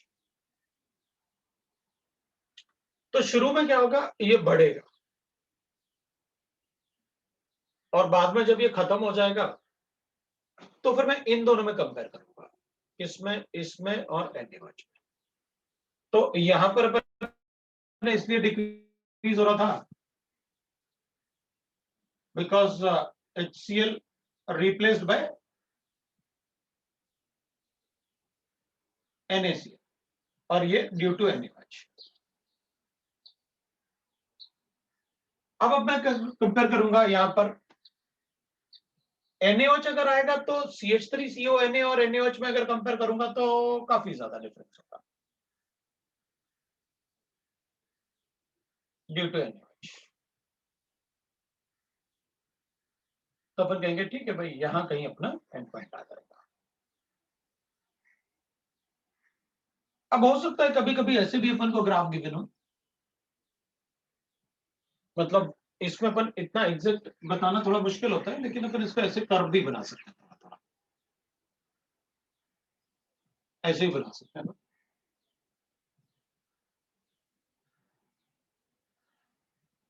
या इसमें भी थोड़ा कर्व हो सकता है ऐसे। इवन अपन, क्योंकि अब ये वीक इलेक्ट्रोलाइट था ना CH3CO ने, CH3COH, तो अपन को ऐसे नहीं लिखना चाहिए क्योंकि इसका एग्जैक्ट यहां से शुरू नहीं हो पाएगा, यहां से शुरू हो पाएगा। ये अपन को नहीं पता ना कि कितना एग्जैक्ट उसका कंडक्टेंस होता है, अनलेस स्ट्रॉन्ग इलेक्ट्रोलाइट से हमने कैलकुलेट करके रखा।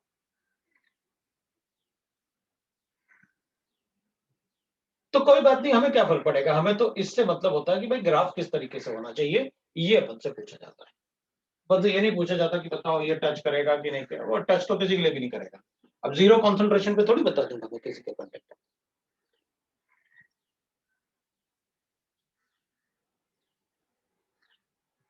सर वो वाला पार्ट नहीं समझा कि मतलब CH3COH CH3CONA से रिप्लेस हो रहा है ना, तो फिर मतलब देखा जाए तो फिर CH3COH का ज्यादा होना चाहिए ना कंडक्टेंस, क्योंकि H+ है ना उसमें।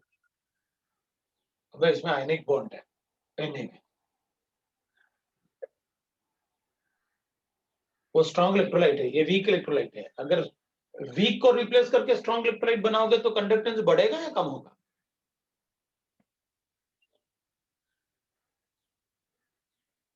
बोलो। कम।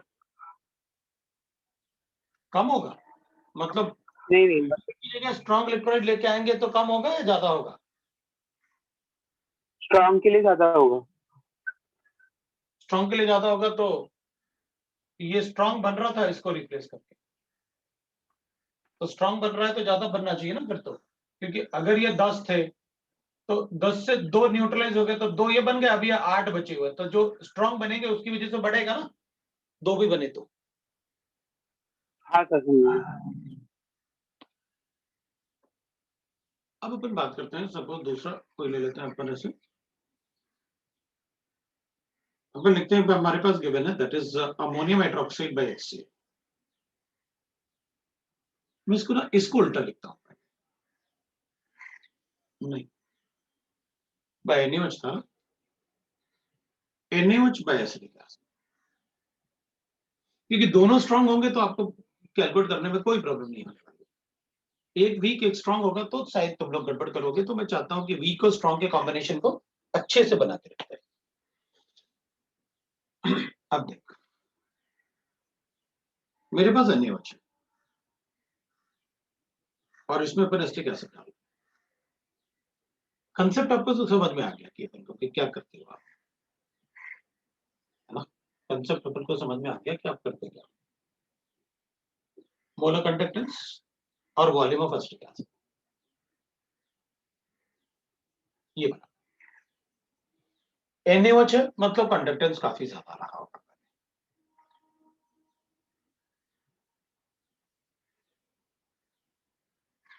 तो CH3COH है, इसमें NaOH डालते हैं, नहीं उल्टा, NaOH है और इसमें CH3COH डालते हैं, क्या बनेगा? CH3CONA बनेगा। मतलब इन इसकी जगह ये बनेगा, ये स्ट्रॉन्गर इलेक्ट्रोलाइट है इससे, मतलब कंडक्टेंस कम हो जाता है।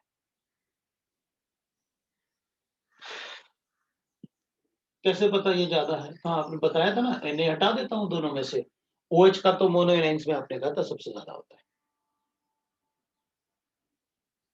मोनो एनाइंस, बाकी सब OH का सबसे कम 200 के आसपास बताया था, बाकी सारे मोनो एनाइंस 100 से कम होते हैं।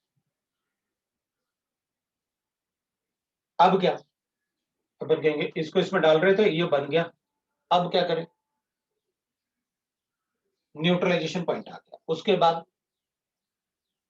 तो अपन कहेंगे उसके बाद ऐसे कांस्टेंट, क्योंकि अगर ये इसको न्यूट्रलाइज करके ये बना लेगा और फिर इसको इसमें ऐड करोगे तो इसके प्रेजेंस में ये तो डिसोसिएटेड नहीं हो पाएगा, वो तो बफर सॉल्यूशन है। भाई आप इसको इसमें ऐड करोगे तो CH3CONA बन जाएगा, और इसको फिर इसमें ऐड करोगे तो it is a buffer solution है, और इसका इसके प्रेजेंस में डिसोसिएशन होगा ही नहीं इसका। क्यों? क्योंकि ये वीक इलेक्ट्रोलाइट है, ये स्ट्रॉन्ग इलेक्ट्रोलाइट है।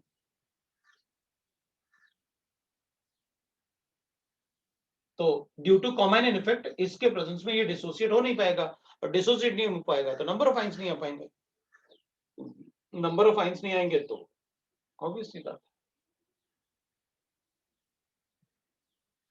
CH3COH do not dissociate in presence of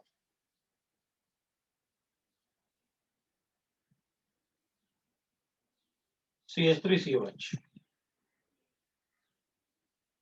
due to common effect.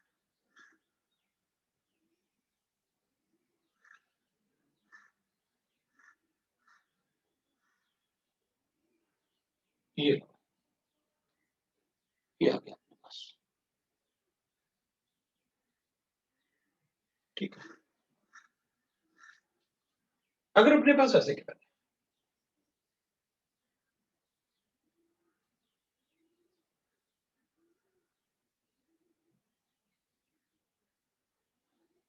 तो फिर ठीक है भाई, CH3COH है, और इसको ऐड करूंगा अमोनियम हाइड्रोक्साइड ऐड करूंगा इसको, तो बनेगा क्या? CH3CNH4 तो अमोनियम सॉल्ट है। ये वीक इलेक्ट्रोलाइट होगा इसके कंपैरिजन में, क्योंकि अमोनियम के सारे कंपाउंड आयनिक होते हैं। अमोनियम आयन में बाकी ये ये तो इलेक्ट्रोवैलेंट बॉन्ड ही बना सकता है अमोनियम आयन। तो मोलर कंडक्टेंस, कंसंट्रेशन, कंसंट्रेशन क्या, वॉल्यूम ऑफ अमोनियम हाइड्रोक्साइड लिखना पड़ेगा। तो फिर क्या करें, इसको रिप्लेस करके ये बनाओगे तो बढ़ेगा, उसके बाद क्या, कांस्टेंट हो जाएगा। भाई कांस्टेंट, क्योंकि ये स्ट्रॉन्ग इलेक्ट्रोलाइट है, इससे इसके प्रेजेंस में ये डिसोसिएट नहीं हो पाएगा।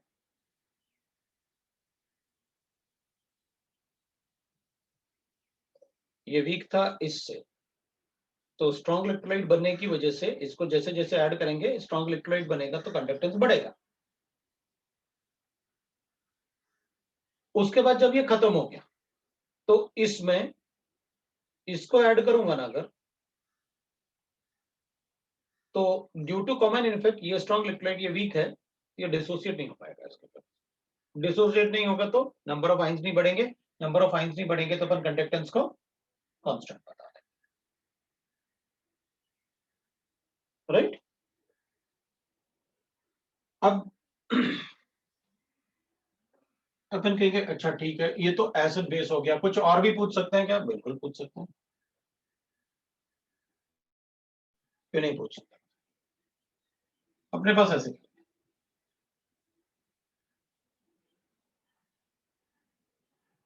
AgNO3 और KCl, तो इसका मतलब है आप मुझसे ये कह रहे हो कि भाई AgNO3 सॉल्यूशन है, that is a strong electrolyte, और इसमें KCl ऐड करते हैं।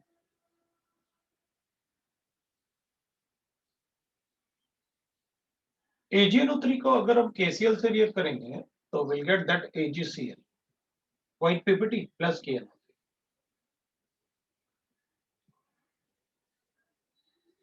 इसका मतलब है जैसे जैसे हम इसको इसमें ऐड करेंगे ये रिप्लेस होगा AgCl एंड KNO3। यहाँ पर वाटर बनेगा ना न्यूट्रलाइजेशन में, यहाँ वाटर बनेगा ना, यहाँ वाटर बनेगा ना, यहाँ थोड़ी वाटर बनेगा, यहाँ तो KNO3 बनेगा। इसका मतलब है इसको इसमें ऐड कर रहे हैं तो जितना ये होगा उतना ये बनेगा, मतलब शुरू में तो कांस्टेंट रहने वाला है। अब ये न्यूट्रलाइजेशन नहीं था तो मुझे सारे आयंस को चेक करके रखना पड़ेगा, सारे आयंस को चेक करके रखना पड़ेगा, क्योंकि ये न्यूट्रलाइजेशन नहीं है। इन सब में पानी बन रहा था तो पानी का बहुत ज्यादा रोल नहीं होता है, क्योंकि अगर थोड़ा बहुत रोल होगा भी तो इनका डाइल्यूशन वैल्यूशन होगा, तो उसकी वजह से अपन ने थोड़ा सा मतलब नेग्लिजिबल टाइप ऊपर रखा हुआ है, थोड़ा सा ऊपर अपन बता रहे हैं कि भाई उधर भी अपन ने थोड़ा सा ऊपर देखो, बिल्कुल स्ट्रेट नहीं बताया क्योंकि पानी तो चेंज हो ही रहा होगा। तो यहां तो सीधा सीधा ये होगा कि भाई AgNO3 हटेगा और KNO3 बनेगा। नाइट्रेट तो सेम है, पोटेशियम और दोनों ही स्ट्रॉन्ग इलेक्ट्रोलाइट है। अगर दोनों ही स्ट्रॉन्ग इलेक्ट्रोलाइट है तो ऑलमोस्ट एक जैसा ही रहेगा दोनों का। पोटेशियम का थोड़ा ज्यादा हो सकता है क्योंकि उसका मास कम है, लेकिन मास में बहुत ज्यादा डिपेंडेंस नहीं बताते हैं अपन, क्योंकि पहले भी मैंने आपको बताया कि मास को ज्यादा इंपॉर्टेंस नहीं देना, लेकिन एक फैक्टर में वो भी आता है। तो फिर कोई बात नहीं, शुरू में क्या होगा, इसको रिप्लेस करके ये बन रहा है तो कांस्टेंट लेगा। उसके बाद जब ये खत्म हो गया, उसके बाद क्या, तो अपन कहेंगे भाई पहले तो आप इसको इससे रिप्लेस कर रहे थे तो इसलिए कांस्टेंट हो रहा था, भाई इसकी जगह ये आ गया, खत्म बात। अब क्या, अब तो आप नंबर ऑफ आयंस अगर उसके बाद भी ऐड करोगे तो आप सॉल्यूशन में KCl के आयंस बढ़ा रहे हो, मतलब दोनों ही स्ट्रॉन्ग इलेक्ट्रोलाइट और स्ट्रॉन्ग इलेक्ट्रोलाइट में आप क्या कर रहे हो, कॉन्सेंट्रेशन को बढ़ा रहे हो, नंबर ऑफ आयंस को, कंसंट्रेशन नहीं, नंबर ऑफ आयंस को, क्योंकि ये सॉल्यूशन ऐड कर रहे हैं। तो फिर पढ़ना चाहिए, that should be the graph. Sir sir इसी में हम लोग मतलब पोटेशियम और Ag का हम लोग मतलब वो कंसिडर नहीं कर रहे हैं, मतलब हाइड्रेशन ऑलमोस्ट एक जैसा होगा ना दोनों का, दोनों पे चार्ज +1 है ना। हाँ, लेकिन साइज में थोड़ा डिफरेंस तो है ना। हाँ तो भी मतलब कोई प्रॉब्लम नहीं है अपन को, इसलिए थोड़ा सा अपन ने कम बढ़ाया, और क्या भाई नहीं, ये शुरुआत में फिर नहीं रहेगा ना। नहीं, वो हो रहा है। हाइड्रेशन सब इसमें दोनों पे चार्ज एक जैसा है ना, तो हाइड्रेशन तो अब दोनों 100% डिसोसिएट हो रहे हैं। हाँ इसलिए बहुत ज्यादा कंसिडर नहीं करने की जरूरत है अपन को टाइट्रेशन में। भाई आप जब अलग अलग पूछोगे तो मैं चेक करूंगा, अच्छा AgI थोड़ा छोटा होता है, अगर अपन को बताना ही है तो अपन बताएंगे भाई पोटेशियम 74 होता है और AgN जो होता है वो 72 होता है, तो उसमें क्या कर लें अपन, 2 क्यों चेंज हो नहीं, गया। क्योंकि आपने कंडक्शन के लिए आपने चार्ज और हाइड्रेशन का डोमिनेंस बताया था ना। हाँ तो बताया था ना, मैं तो अभी भी बोल रहा हूँ। मैंने क्या क्या कहा, मैंने ये थोड़ी कहा कि एग्जैक्टली सेम होगा दोनों का, अभी बोला तो मैंने कि पोटेशियम का साइज भी बड़ा है, हाइड्रेशन कम होगा, और पोटेशियम का मास भी कम है, थोड़ा कंडक्टेंस ज्यादा होगा, और AgN का थोड़ा कम हो जाएगा। कितना कम हो जाएगा, 2-3, बस, इससे ज्यादा नहीं। भाई जब आपने रिलेटिव पूछा कि किसका कम और किसका ज्यादा होगा, तो अपन ने कहा ना नेचर ऑफ इलेक्ट्रोलाइट पर डिपेंड करेगा। जब आप तो इसमें इतना फर्क नहीं पड़ेगा। हाँ टाइट्रेशन में इतना हाइड्रेशन फर्क नहीं आएगा, यही तो बोल रहा हूँ मैं। हाँ ठीक है सर। तभी तो अपन ने कहा कि भाई सिर्फ कंपैरिजन करो कि कंपैरिजन में किसका ज्यादा किसका कम होगा। अपन एग्जैक्ट वैल्यू तो तभी बता सकते हैं जब आप मुझे दे दो क्वेश्चन। तभी तो मैंने सारे वैल्यूज के लिए मना कर दिया था आपको, मैंने कहा था देखो H+ आइन और OH नेगेटिव आइन को थोड़ा पता रखो, बाकी अपन सारे थोड़ी पढ़ेंगे। तो इस टाइप से अपन से टाइट्रेशन ग्राफ पूछते हैं, कंडक्टोमेट्रिक टाइट्रेशन ग्राफ, यही सारा पार्ट अपन से पूछते हैं, बस हो गया अपना। मतलब जो मैंने आपको कंसेप्ट बताया इसके बेसिस पे आप अपने क्वेश्चन सॉल्व कर सकते हो। मुझे नहीं लगता फिर किसी क्वेश्चन में अपन रुकेंगे। ये आपका इलेक्ट्रोकेमिस्ट्री हो गया। अब फिजिकल में जो आपके चैप्टर्स बचे हुए हैं उनमें से 12th के कौन कौन से चैप्टर्स बचे हुए हैं। सॉलिड स्टेट बचा हुआ है, सॉल्यूशंस बचा हुआ है, काइनेटिक्स, मतलब 12th के केमिकल सारे बचे काइनेटिक्स, सरफेस। सरफेस भी हुए। बचा हुआ पहले ही चैप्टर था ये तो, ठीक है। और 11th के थर्मो बचा हुआ है, ठीक है। थर्मो बचा हुआ, एडवांस वाला, आयोनिक का एडवांस वाला पार्ट बचा। आयनिक का एडवांस वाला पार्ट, सर हाँ। इसके बाद काइनेटिक्स या सॉल्यूशन में से कुछ करवा दीजिए। क्यों? वो बताओ, अपन को सीक्वेंस बताओ क्या है। मतलब फिजिकल का ही कोई और चैप्टर करा दीजिए 12th का, अच्छा वो करवा दीजिए। कि उसी में हम लोग ने 1 2 3 4 ऑक्सीडेशन रिडक्शन इतना कर लिया है। तो उधर मतलब अपन आगे चल रहे हैं क्या सिलेबस से? नहीं सर, मतलब अभी उधर एरोमेटिक और कार्बोनिल ही ना बचा है हाँ मुझको। उसकी में सर अभी 2 ही बचा है ना, एरोमेटिक और कार्बन। अच्छा, तो इसको करवा दें। चलो इसमें तो से नेक्स्ट क्लास इधर में एक चैप्टर और कर लेते हैं फिजिकल सर का। प्लानर में फिजिकल में काइनेटिक्स है हम्म और काइनेटिक्स से पहले मेटलर्जी है। तो दोनों में से बताओ क्या पढ़ोगे। काइनेटिक्स कर लेते हैं। Kinetics sir. तो काइनेटिक्स करो, शुरू कर लेंगे अपन, कोई प्रॉब्लम नहीं ना। और ओसी में क्या है? एरोमेटिक एरोमेटिक कंपाउंड, मतलब अपन अब जो सीक्वेंस चल रहा है वो वही रहेगा। ठीक है, तो अब अपने पास आज कितना टाइम है वो देख लेते हैं। 55, 5 ही मिनट बचे हुए हैं। ठीक है, ये खत्म हो गया अपना। इसके डाउट्स वगैरह कुछ ऐसे सॉल्व किए तो डाउट्स पूछ लो, वरना फिर कल सुबह अपना फिर क्लास है, कल पढ़ लेंगे, कल शुरू कर लेंगे फिर काइनेटिक्स को। होमवर्क भी आपका ये तो पूरा हो ही गया, तो एक्सरसाइज 1 2 3 पूरा कर डालो। पहले 1 करो, फिर 3 करो, फिर 2 कर लिया करो। ये 1 2 3 सीक्वेंस में ही कर लो, कोई प्रॉब्लम नहीं। तो मैं डाउट्स भी आपसे कल पूछ लूंगा, ठीक है ना।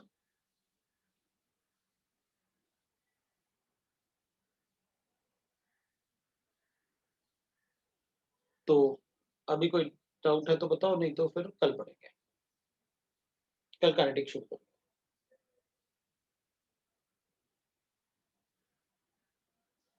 ठीक है, फिर कल काइनेटिक्स शुरू कर देंगे। हाँ सर। सर कल किसके डाउट्स, मतलब इलेक्ट्रोकेमिस्ट्री की रिडक्शन ऑक्सीडेशन? इलेक्ट्रोकेमिस्ट्री कर लेते हैं। ठीक है सर। कल But- तक तो नहीं होगा सर पूरा, ओसी हो जाएगा। कितना दूर सर बता दीजिए ना। तो रिडक्शन ऑक्सीडेशन कर दो। ठीक है। ठीक है सर। ओके।